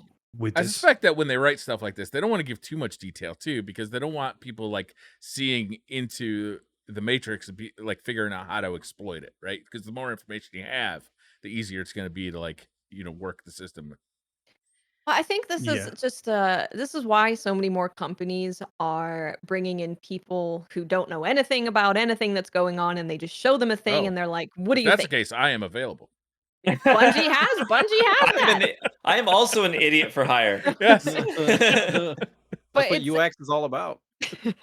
It's a really good way to say, okay, what questions are coming up with you guys? Because when you're so involved with a game and the patch notes and everything that's going on, you're gonna miss a lot of stuff of what players are gonna end up asking. So hopefully we get some clarification specifically on after you've gone flawless and you're trying to get more drops of a weapon, what does that look like? Because they really don't explain that specific situation in here. It's just that if you're farming in the practice pool, you're not going to be able to. Yeah, I think that's a bit that needs clarification, is like, if you want to farm weapons, Well, I guess it's farming protection. I guess that they would argue, well, that's what farming protection's for. If you're farming gear, you shouldn't be. Yeah. I have a question. Yes. As somebody who doesn't play Trials very much right now, what is the allure to going flawless versus just getting 7 wins on a Adapt card? weapons. Yeah, you want to adapt weapons. You want to go to the You get lighthouse, the- you want to that get your way, okay. adapt loot. And then after that, it doesn't matter if you've got a 50-50 win rate. It doesn't matter. As long as you're getting wins occasionally, you're also getting more chances at additional rolls of adept loot. Sure. Yeah. Right. And there's sparrows in there, there's ships, there's ascendant shards, which I know if you're like a hardcore PvE player doing GMs, like you have access to that very easily. But if you're kind of just you can just match with the way that team-based matchmaking is now, you can just go in solo and just like try your hand at going flawless and you have access to all of that stuff. I did also see people ask like what's the point of playing in the practice pool and not going flawless? There is also ranking up with Saint. You rank up, you get access to all of the armor, you get access to all of the weapons. They're just not adept. Honestly, a god roll non-adept immortal is still like a really freaking good gun. Like scary freaking good gun. You know? It'd be like, Jay, if in GMs you only got an adept version of the gun the first time you went platinum in the GM. And then after that, whether you completed the GM platinum or gold or bronze or silver, it doesn't matter. You always have a chance of getting an adept gun. But you never had a chance of getting the adept gun until you went platinum first. Yeah. Yeah. I'm making a pledge that because I'm on DCP a little bit now, that I will try my hand at Trials and Iron Banner and all that stuff. So I can give. I would Let's love go. to play. Yeah. Let's do it.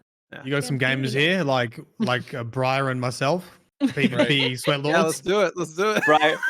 Briar Jay's and coming in Trials Yes. like, I got my anti-barrier. I'll hold your backpack while you go I've got play. my unstoppable rounds ready to go, guys. I would pay money to see Mylan, Jay, and Briar. If you're all streaming, 'cause I want to see Yes. all of the. I wanna see 100%. all Can the you stuff. imagine the hype if we go to when we get to our last I'd be game? so I mean, excited. when? I'd be cheering. When? We can definitely prove exactly how long you can stay in the practice pool. I can tell you that. Make sure you've got your heavy scouts on, because I want heavy ammo and you get yours. I'll put on my Ophidian aspects. Yeah. Wait, no Bungie finishing? is running the 12th annual Kilts for Kids. Yay. A fundraising for the Seattle Ronald McDonald House. They have some rewards as well if you donate. They're looking to achieve $77,777 for the Ronald McDonald House donation page. Nice. If you donate $50, you'll receive the Knees Out emblem, which is plaid and dope. Looks great. It does look good. What a great name, Knees Out. Dad approved. Yeah, super. Knees Out. One emblem code will be sent to each $50 plus donor via email after the event ends. Expect it in your inbox before Friday, April 28th, which is only 15 days away. $100 if you donate $100, the prize above, plus receive a postcard digitally signed by our Kilts for Kids team and mailed to you. If you donate $250, you get all that, plus a digital copy of a new and unique piece of art made by Mark Fleeg himself. Is that how you say that name? Fleeg? Awesome. Flag? Fleeg. Sure. Yes. $500, all prize above, plus a physical print of Mark's exclusive art shipped to you. Honestly, Ooh. $500 for a physical art piece is not bad. Plus all the other stuff. Yeah. It's really not bad. And it's going to charity. It's really good. Yeah, plus you get to know that you did something awesome. Yeah. I think that's it for the TWAB. I think we killed it. We just twisted everything out of this TWAB that it had to give. Briar, you missed one of the most important things. Oh, okay. The 8-bit raid music. Did you listen to that? Oh, No. that is good. Oh my god, it's so good. Where it's was like that? Imagine if the Root Movie of of the week. Nightmares were a Movie of the week. Oh, okay. I'll watch that after Imagine the that show. that 'Cause was if I a, watch it NES now, game. everybody watches this show has to watch it with me. Yes. Yeah, yeah. Let's do that. Can't copyright Right. it because it's Background 8-bit music. music. I do want to shout out Emily Megan Art, who won an Art of the Week because she's an incredible artist. I have 2 prints of hers in my house, and she finally won. And she's been making art for That's the community cool. for a long time, and Oh, that's awesome. she's incredible. Good for her. So, hell yeah. What do you know what the colors is? That colored pencil or Yes. is that what that Yes. is? That's incredible. Like Yeah, That's right? that's Colored pencil. exceptional. Yeah, it's really good. I like the color scheme too. Very, very good.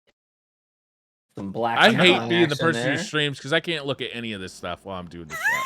Just do it. Just pull it up. Who cares? People get to see it. You don't have any other monitors? everybody.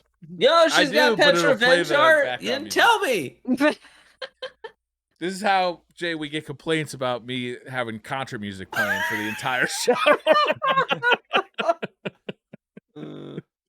Also, shout out to Asla, which was a movie of the week. An artist did a cool, actually Titan and the Collapse, which is ironic because we used to talk about it today. And I've worked with him before on some thumbnails with Zevia Wrath. Oh, nice. Best Zevia Wrath thumbnails going around. This is some good music to like focus on and go to sleep. You know, you've got you got the water sounds in the background, the rain, thunder. Man, my wife loves the rain sounds, and man, it just makes me have to pee like all night. It's the worst. I can't sleep without rain noise now. Like it's Really? Yeah, ever I since can't having our sleep with first it. kid, it's like it's become, and same with like subtitles on TV. I can't watch TV without subtitles anymore after having Same. kids. What?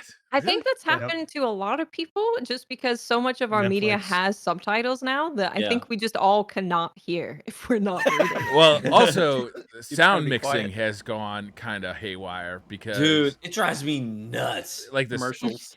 well, center channels, like some things are mixed with like assuming that you have a center channel, 5.1 or 7.1 speaker setup. Some things are mixed for stereo. If you have a sound bar, that could throw things off. So it's like the way things are mixed are all screwy compared to what your home setup might be, and it can make speech hard to hear. Going show to show or service to service, Disney to HBO, Yeah, it drives me crazy. But sometimes it's even like within a single show. Like you're watching an episode of a show and it just has these fluctuations from one extreme to the other. It drives me nuts. Because they'll be Yeah. in like a dark room and they'll be talking strategy and they're like, and then the next scene it's like, roar, battle dragons. Right. It does happen a lot with Game of Thrones. It happens a lot with me with Ted Lasso now as well. I can't hear what they're saying unless I turn I it will up. not stand for any insults on Ted Lasso. I love Ted Lasso. It's a great show. Love I the just show. turn it up real high. Well, I can't because we watch it when the kids go to bed. Yeah. And my son is sneaky. And he's learned F words from Ted Lasso. Oh. So Ted because doesn't he's say come F words. What do Ted. you mean? Ted doesn't swear. Has he Oh, learned he darn definitely tootin'? swears. It's not from Ted, it's from Brett.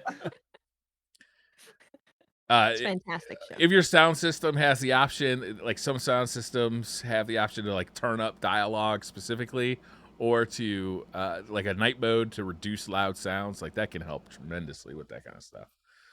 Get on it, Briar. You're the spokesperson. Should we do some Twitter questions? Twitter questions it is, baby. Let's go. Brian's like responsibility. See, Nope. Pass. No, not me. Bye. Benny36 says, do you degenerates believe that Zim and Cronus topic will lead to bans for people with Elite controllers, DualSense Edge, Scuff, etc? Much love. No, I don't think so. It's been clarified. yeah, Especially now that those controllers are like the Xbox One, the Xbox Elite controller is an official Xbox controller. Yeah, The first Sony party. one as well. Like, Unless Bungie is like, Those we're are off putting the out a table. controller, you can only use our controller. I think we're safe. the fighting game start banning community me on that has stuff, talked about that stuff too, which is kind of sure. interesting. let's say if Bungie started banning that stuff, they'd be getting a phone call from Sony or Microsoft. Yeah, I don't Sony, think the you could do people that they work very closely with, probably wouldn't be very happy about them banning their controllers. That's right. Yeah. I mean, that being said, it definitely provides an advantage, like 100%. If you've never tried one of those controllers, like being Just able claw, to, you'll be fine. Yeah, you can also claw. Same that's thing. like getting scoliosis on your hand. That's no good. Everyone always tells me that my fingers are fine. Well, you're a freak. We can't. We My can't fingers are totally verify that. fine. They're Yeah. totally We fine. don't know Yeah. I don't know what you're talking about. He's a velociraptor now. Malcolm G says Prophecy had a light/dark mechanic. Grasp had moat dunking. Duality had realm shifting.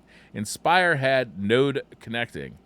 What mechanic do you want for the Season of the Deep dungeon? Maybe it's something to do with going underwater or flowing with the river. You know what I've always wanted? And it's because of freaking Ghost of Tsushima that made me want this. Is making people have to do a 1v1 with some that kind was of the enemy. dopest. Yeah. It was so cool. It goes Yeah. to Tsushima. So if you don't know, in that raid, we were wondering how they're gonna incorporate like the duels that they have in that game, where you're parrying and all that stuff, because that Yeah. wasn't present in the raid before that. And they had a section where they teleport someone into the room with basically the raid boss in a different dimension, and you have to parry them and play out the duel, which was really cool. Yeah, I would gives love every something like person in that raid like a hero moment too. Like you It do does. or That's cool. die. If you fuck it up, like your whole Yeah. raid team suffers. But if you come out on top, Yeah. you feel real good about it. You do feel awesome. That yeah. It raid would be was nice so to have some good. hero moments. Watch, Yeah. we should totally pull that game back out and do that again. We should. We should do That a was so DCP fun. Ghost of Tsushima raid. Yeah. There you go. That'd be great. I love the idea of the hero moments, especially like, Crota has that as a sword bearer. Yeah. The negative side of those kind of mechanics is always like devolves down to like not letting people try the role or like learn the role, and you sort of have. with You the get Ghost randomly though, chosen. everybody had to do it. Everybody Oh, in the okay. raid Was team everyone. had to That's take a good. turn. Yeah. Yeah. That's good. That's what you should do. Yeah. I know Jay's like, Jesus Christ, no, don't make Larry go I'm like, in there. what are you Please trying to don't do to put me? Larry in there. There are some raids though that really require everybody to have a role in it, some input. Did Yes. you do Expertise. like teaching with Crown of Sorrow? Because that final Everything. encounter was like Everything. very all involved. How was Well, that? we'd have 3 pairs of 2, and each pair ideally had somebody that had done it before, but we got some yeah. raids sometimes where they didn't, and it's just like, all right, it's gonna take a little extra time to learn, but that's the best way to learn, is to screw up and fail and make mistakes and get Absolutely, input yeah. and stuff. Yeah. So as long as you're patient, it's fine. But there are people that are like, oh, you don't know how to do it, we're done, out. It's like, no. True. That's actually who I want out of the raid group. Is Yeah. that guy. Yeah. Yeah, let's get rid of that. I want to have fun in my video game. Don't Yeah. stress me out. Excuse me please. for wanting to have fun. Sadar Killick says, with the rotating guest / host, could you please do a brief intro on who's on? I'd be listening for 20 minutes, then hear a voice and think, who's that? My bad, that's a good Sadar. idea. That's a good idea. I will do that. This week we have Jay Sniperton. He's Jay here. Sniperton, Hello. That guy. True Vanguard. True That guy right Vanguard, and Yep. Mylan. It's not late. It's like only an hour and 40 minutes in. We got a whole 15 That minutes is a left. good idea. Yeah, we should probably do that at the beginning. I also have to work on get the like kind of the like the official like Windows kind of thing set up, and I'll work on getting name tags for people too. For Name tags would the be great. We video could version. ask. I'm sure For Ash everyone. would be down to do a little name tag. Name on it. tag? oh, okay. Some taggy action. Alkalinizer says, now that there is a fashion commendation, what type of Guardian look are y'all wanting to see more of, and what Guardian look are you tired of seeing? I'd like to see more nudes. Nude would be good. Yeah. I personally will not be giving you a commendation if you're wearing all black and wearing the same old armor that everyone wears. Okay. Some of the best looks out there are mixed shader. Mixed shaders, yeah. to match the colors. Yeah, because if you just do the full shader from top to bottom, it looks good. But when Right. you really start to think about how you want each individual piece to pop and what you want to contrast, that's pretty cool. I respect that. Also, I'm still holding out for a Plague Doctor vibe that we've never had in Destiny. I'm Ooh, constantly waiting as a Warlock that. main. I need a Plague Doctor set at some I point. want it please. too. Play Hunter. Play Hunter. will Go literally- do Ron. No.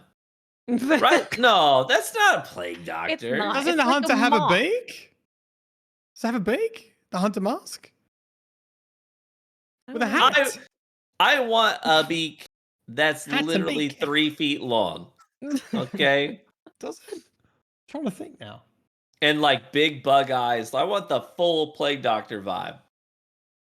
You can get pretty close with some of the hunter helmets in general, like the creepy celestial nighthawk helmets. Yeah, Celestial Nighthawk's pretty close Yeah, close. that the was cool, vibe. but Close. I'm But like you're I right, we said, don't a have it. warlock main. Yeah. Well, no, Warlock shouldn't get it because I would like it. Thank you. Yeah, can't relate. Maybe they could do a crossover with Bloodborne. Ooh. Don't you need to go rest? More crossovers would be cool. Yeah, what's the time? What's this to sit down? Can we wrap it Plus up? needs to go. Yeah. Excuse me, I did a stretch halfway through the show. I'm feeling a second wind. Okay. I'm stretching. Zachary Richens. Sorry, go ahead. I was just gonna say, if we could choose a crossover for like fashion, what would y'all choose? I like could that pick one. Bloodborne idea. That'd be fucking awesome. Mm. How about Anthem? I want- We get some like mech suits, right? I They feel already we did get that. that IP pretty cheap. Dude, think about if we did a Nintendo crossover where Oh, Titans yeah. had a full Samus Aran set. Bungie's owned by you Sony know. now. What Sony Or a property can we Ganondorf. get? Get like a God of War thing? Oh, just like a bear Horizon chest? Zero Dawn? Yeah. I'm a big Horizon fan. Boy, those outfits I are can get bad down though with in that game. Real bad. Yeah, those are sweet. When you say you're bad, saying, like bad, bad, are you or good saying- bad? I think Not Brian like means Michael bad. Jackson bad. I mean just not good. You don't like the dreadlocks and stuff? some of them are kind of baller. I think I gotta disagree with you on that. That one armor you could get for Aloy towards the end of the game. The first game? Spider-Man. First one in the first game. Oh yeah, Spider-Man Spider-Man? would be good. Spider-Man yeah. Miles. You get some Any- Doctor Strange stuff going any on. You Marvel get it. stuff, yeah. Never Need mind, some that's Uncharted vibes yeah. going on. I mean, this Oh, involves playing other games, and I've been playing Destiny. I don't know. Mylan did the lore for Bloodborne. He knows. I did. Did you? I was almost a Bloodborne channel. The first like two videos that had success, one was a Bloodborne lore video, and the other one was Destiny. And it was a toss up between which way to go, and Destiny took off a bit more than Bloodborne. You could have been there going through the Elden Ring items and transcribing the. That's a lot of work. People are still doing it. They're still Yeah. figuring stuff out. Yeah. Do you know the worst thing about Bloodborne is how difficult it is to get footage. You ain't doing a strike mission. You're like, okay, I want to talk about the boss or whatever. And I spent 4 hours trying to beat. That is exactly what it's like being a PvP gameplay person now. Yeah. Oh you- my gosh, Watts. Yes, you're preaching to the choir there. Like, I want to use some like a fun lowdown in it. I've got 12 immortals in my lobby. And, like, One You're time like, it's okay, I I'll just put posted up a the game one kill I get every 5 where I minutes. had like 3 kills and like 15 deaths, and I posted that just to see if anybody would notice. And Did they nobody notice? said a fucking word. They're just Not listening to the voices. a word. They know you know your audience. Zachary Richards says, Briar, tough question for you. What band are you going to be playing this spring as you try to beat your neighbor in lawn care? Option 1, Van Halen. Option 2, Pat Benatar. Oh, That's Pat Van Benatar Halen would be every pretty time. Good. I like Pat Benatar. I don't know. I'm hot for teacher. That would be pretty good. I gotta say though, I think my wife may have turned to the dark side. I said to my wife the other day, Sleeping with the neighbor. I didn't even think of that. That's He's not the out only there grass like, is look at mowing. my lawn. And don't you want me instead? Hmm? Don't you want to This make could be some your love grass. to me on this luscious grass? I'm learning so much about Watts this episode. Right? What meds are you on again? Not on any. Okay. I was never Painkillers? on any. Yeah. I told my Painkillers, wife sorry. I'm gonna get the lawnmower going this weekend so that I can mow the lawn before the neighbor. And not 2 hours later, I hear the mower kick off next door. Did you Wow. tell him? Flanders! Spy. Yeah. Maybe. Maybe she thinks it's funny. She wants to keep it going. She does find my discomfort humorous. I also do, so I get it. Nate Mowry says, "What is one thing each of you do to relax when the world has become too much for you?" You know what I did today, which was really fun, actually? I laid on the couch. It's a new season of anime, so I put on like 4 different shows that I haven't seen yet because it's brand new. Bella fell asleep on my arm. I was comfy. Bella's twitching and having dreams and just purring and snoring. That made me happy. It's a simple thing. It was cozy. I love kayaking. Dude, I love kayaking. Oh my god, here we go. I boys. I will get up at 4:30. Did we just become best morning. friends? I'll get up at 4:30 in the morning. I'll get the kayak all ready to go, strapped to the roof of the car, and get myself all set up. How much beer do you consume on the kayak? At 4 a.m. So like, keep it pretty light, like a 6-pack max. None. I've never taken a beer out on prime the time. yak. Just don't go to sleep. You've never taken a beer out on a kayak? I've never taken a beer out on my yak because of my my schedule. My yak time is early in the morning before the kids are up for school. Right, that's my yak time. But I take my dog before he passed. May he rest in peace. I'd take him with me on the yak, and we'd start with a swim because I needed to get him tired, so he'd lay down in the yak. Then I'd take him out on the yak. We'd go for good 45 minutes around the lake, and then we'd end with a swim. That was like my zen time. So I get my new puppy in about 5 weeks is when she comes home. You pre-ordered, and I'm starting kayak training immediately because I'm missing it. I'm missing it. That's a awesome. Good idea. I love kayaking, like you said, real early in the morning on a lake because it's usually like glass. It's like perfectly flat water. I love that. But I also like going like kind of like right at dusk on a river. I like paddling for all it's worth going upriver. Yeah. And then cracking the cooler open and just kind of float down the full river. 180. Sure. Like not a whole lot of paddling coming back. Yeah. My kids are too young. If I told Steph, I was like, all right, I'm going to go get drunk on the kayak. She's like, it's an hour before I had like a beer or two. She's like, it's an hour. Well, I know you're lightweight. She's like, it's an hour before bedtime for the kids. Yeah, I'd be in trouble.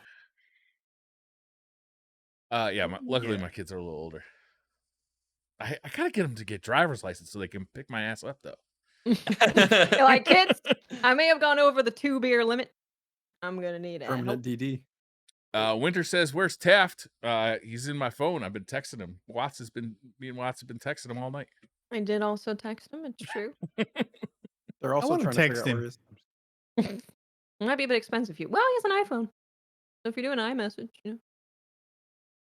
Are text message fees still a thing? Is that like a thing? I thought that like just disappeared.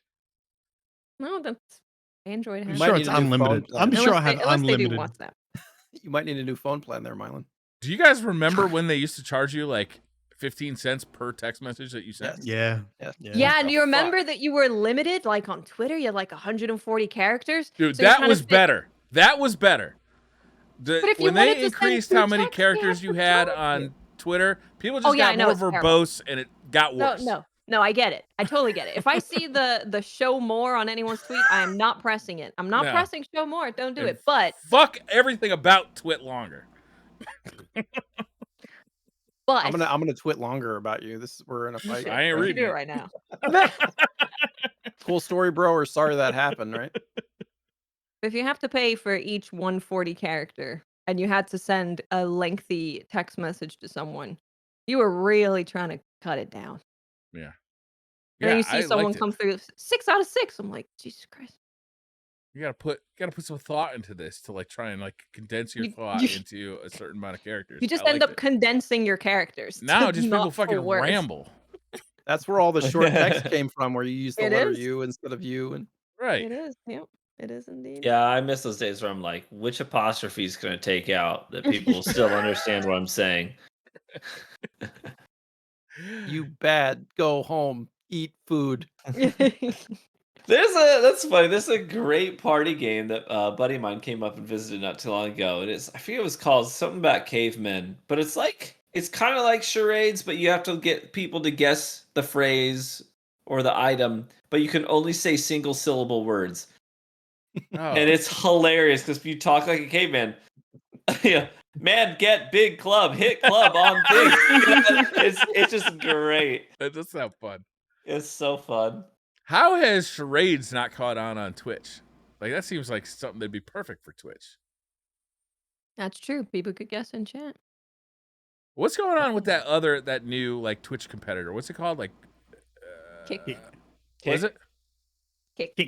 Kick? K-I-C-K. Oh, okay. Yeah, kick. Is it good? People like like what it? you do in karate. They're liking the money at the moment. I heard you could see a lot of butts. You can see whatever you want on there. Wait, what's like the that. URL? Or so you've been told. Yeah. I haven't even been to the website yet. I haven't seen it. I haven't either. I've not checked anything out. I just see on Brian's Twitter. like, I have up to 12 different butt channels already. It's the appetizer. You guys ever have like the YouTube algorithm all of a sudden just like start recommending you shit and you cannot figure out why? I had the YouTube. Brian, is this a cover story? This morning, the YouTube algorithm was recommending me. Oh fuck, what was it? Oh, it was like big Caterpillar like trucks, like earth moving trucks. I'm like, I don't want to see this. Like, I've never clicked on like, let me check out this big earth moving truck. Like, what am I, a 5-year-old? I don't give a shit about fucking Caterpillar. Are you sure you don't? It sounds like something you might be into. Well, I've had that because I'll the only place that my son ever uses my phone at is at the barbershop. When I'm going to get my hair cut, we go together. My barber does my boy's hair first, and then he does mine. And I'm like, I hand him my phone just to keep him occupied. I'm like, you can watch YouTube videos, only channels we've approved. Of course, that's anything he deems, you know, interesting. It's all in the moment. TNA on your YouTube. But that's when I get weird recommended stuff, Brian, like you're talking about. Like, what the heck is this? They're like, this will interest you. I'm like, it in fact does not. YouTube 100% knows I'm a Destiny dad because I alternate between Destiny content and like children's sing-alongs. Yeah. So it's like, okay, this guy's a pulse rifle user. Okay. Yeah. Give him a TV video.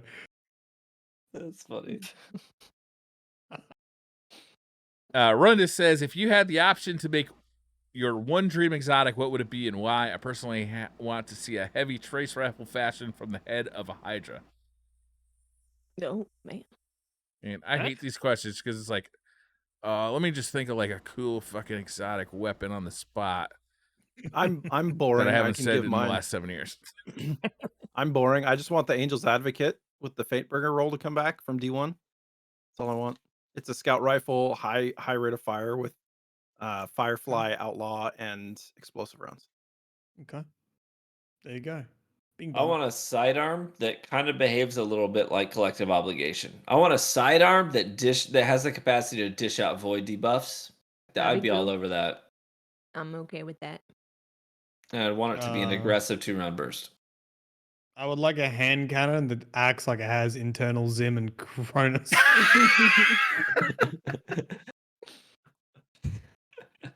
And the exotic perk is called Cronus.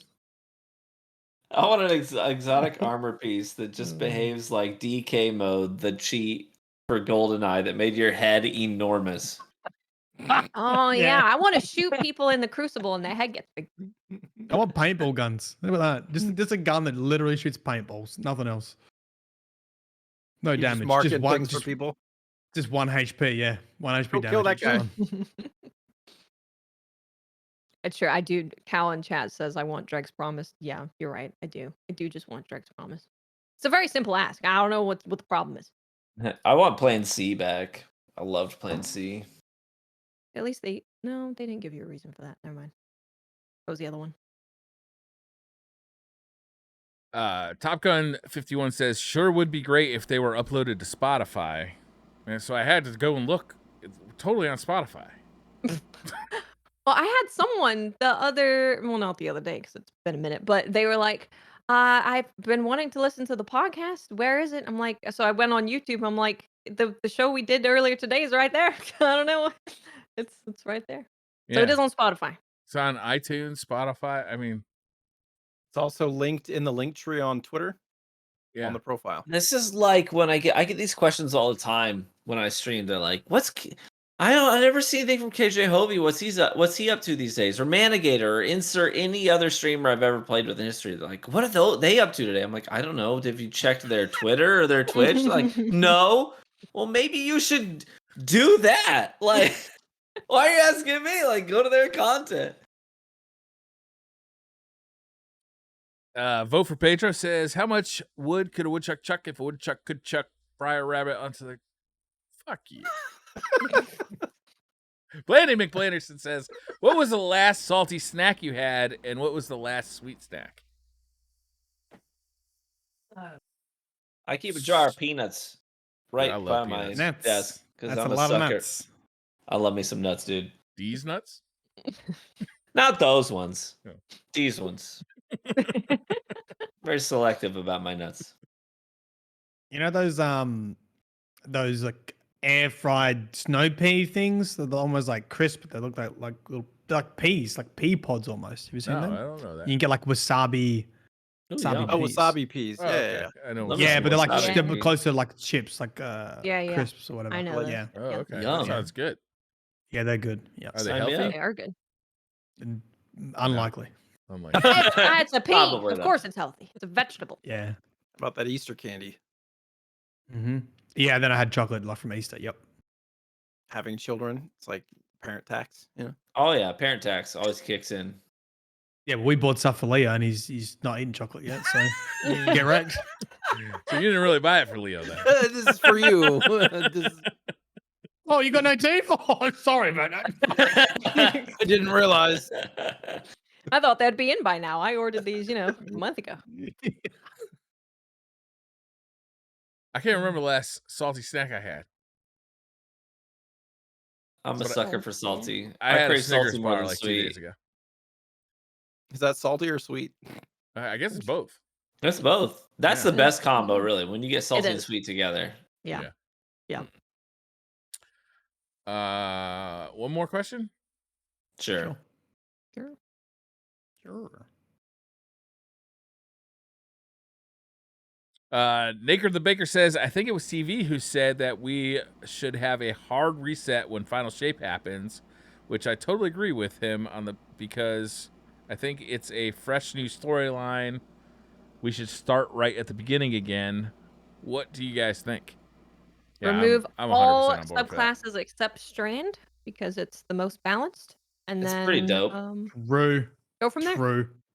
Yep. Yeah, to be clear, my preference would be to have a hard reset after the final shape, not at the final shape, but after the final shape lands and we wrap up everything we've been doing with all the loot we've been acquiring.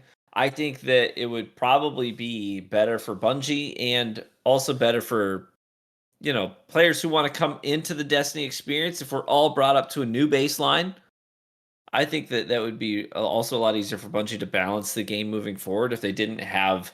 They still have to take into account guns that and exotic armor pieces that they dropped 7 years ago. You know what I mean? Like, that's a genuine challenge.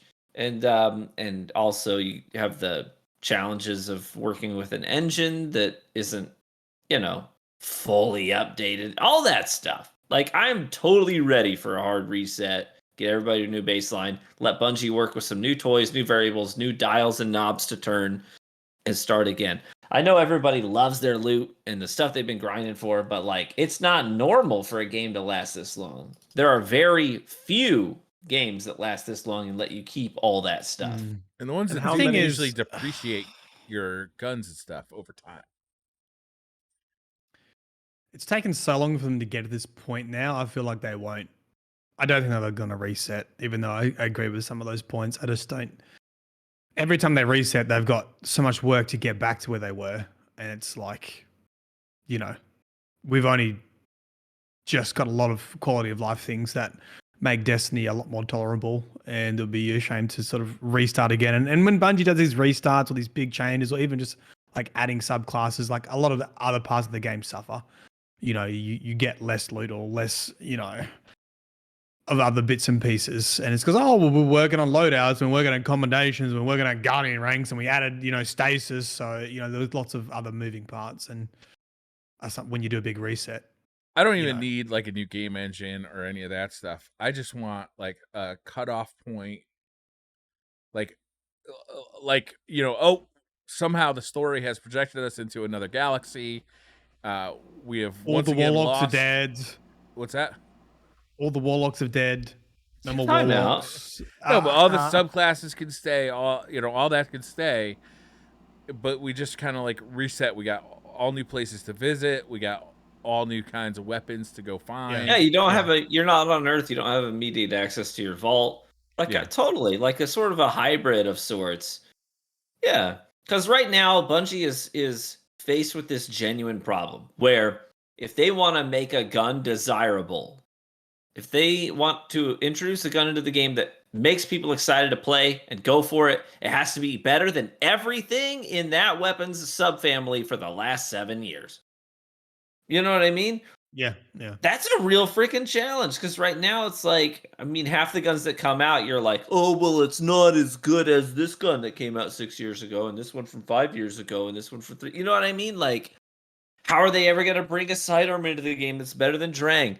So this power creep that's happened, now they have to either force the power creep to continue by releasing new, more powerful stuff to make us want to play for it, or release things that are less powerful than the stuff we already have to avoid power creep.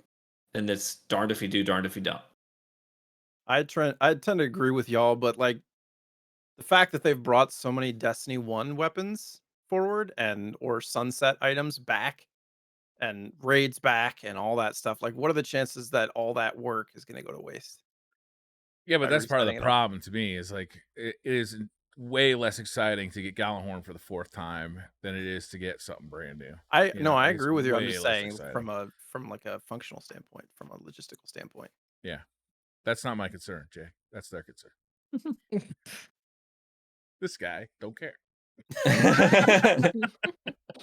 And it's cool if you want to keep the D2 servers up and active. You still have access to all of your loot and all that stuff you've worked for and the stuff that you love. That's great. But maybe when you're playing the new stuff, you got to leave it behind. I don't know. I don't know what the answer is, but I can appreciate the genuine challenge it is for Bungie right now to continue to release stuff and balance stuff in a game that has accumulated so much stuff.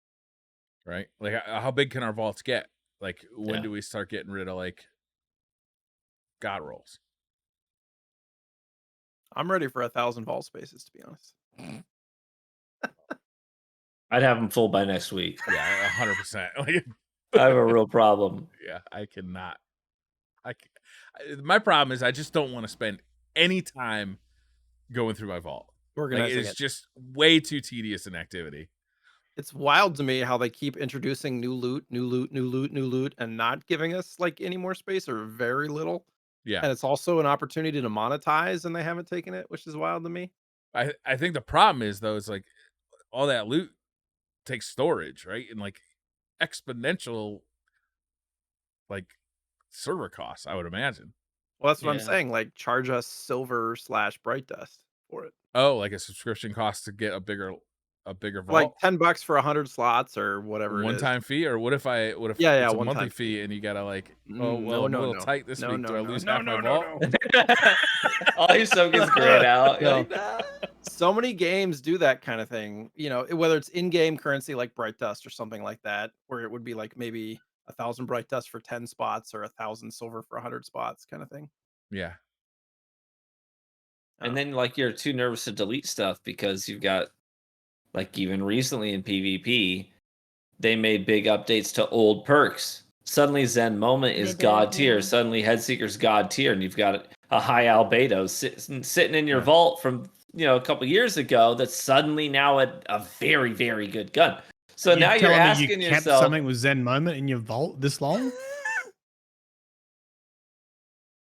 Yeah, I kept several. You want to know how much money I've made on videos of those guns in the last couple of? Yeah, kidding. But yeah, it's like it makes you nervous to delete stuff because you never know when Bungie's going to retroactively make something old really, really good. Right. That's the power of crafting, though. Yeah. It hurts me to delete stuff. Oh, I hate it. It's the worst.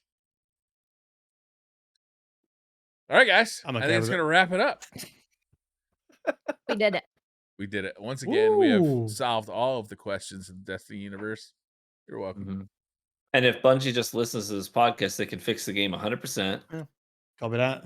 Because, yeah. That's true. That's true. All right. We'll see you next week. Thanks for watching. Adios. Thanks, everybody. Bye. See ya.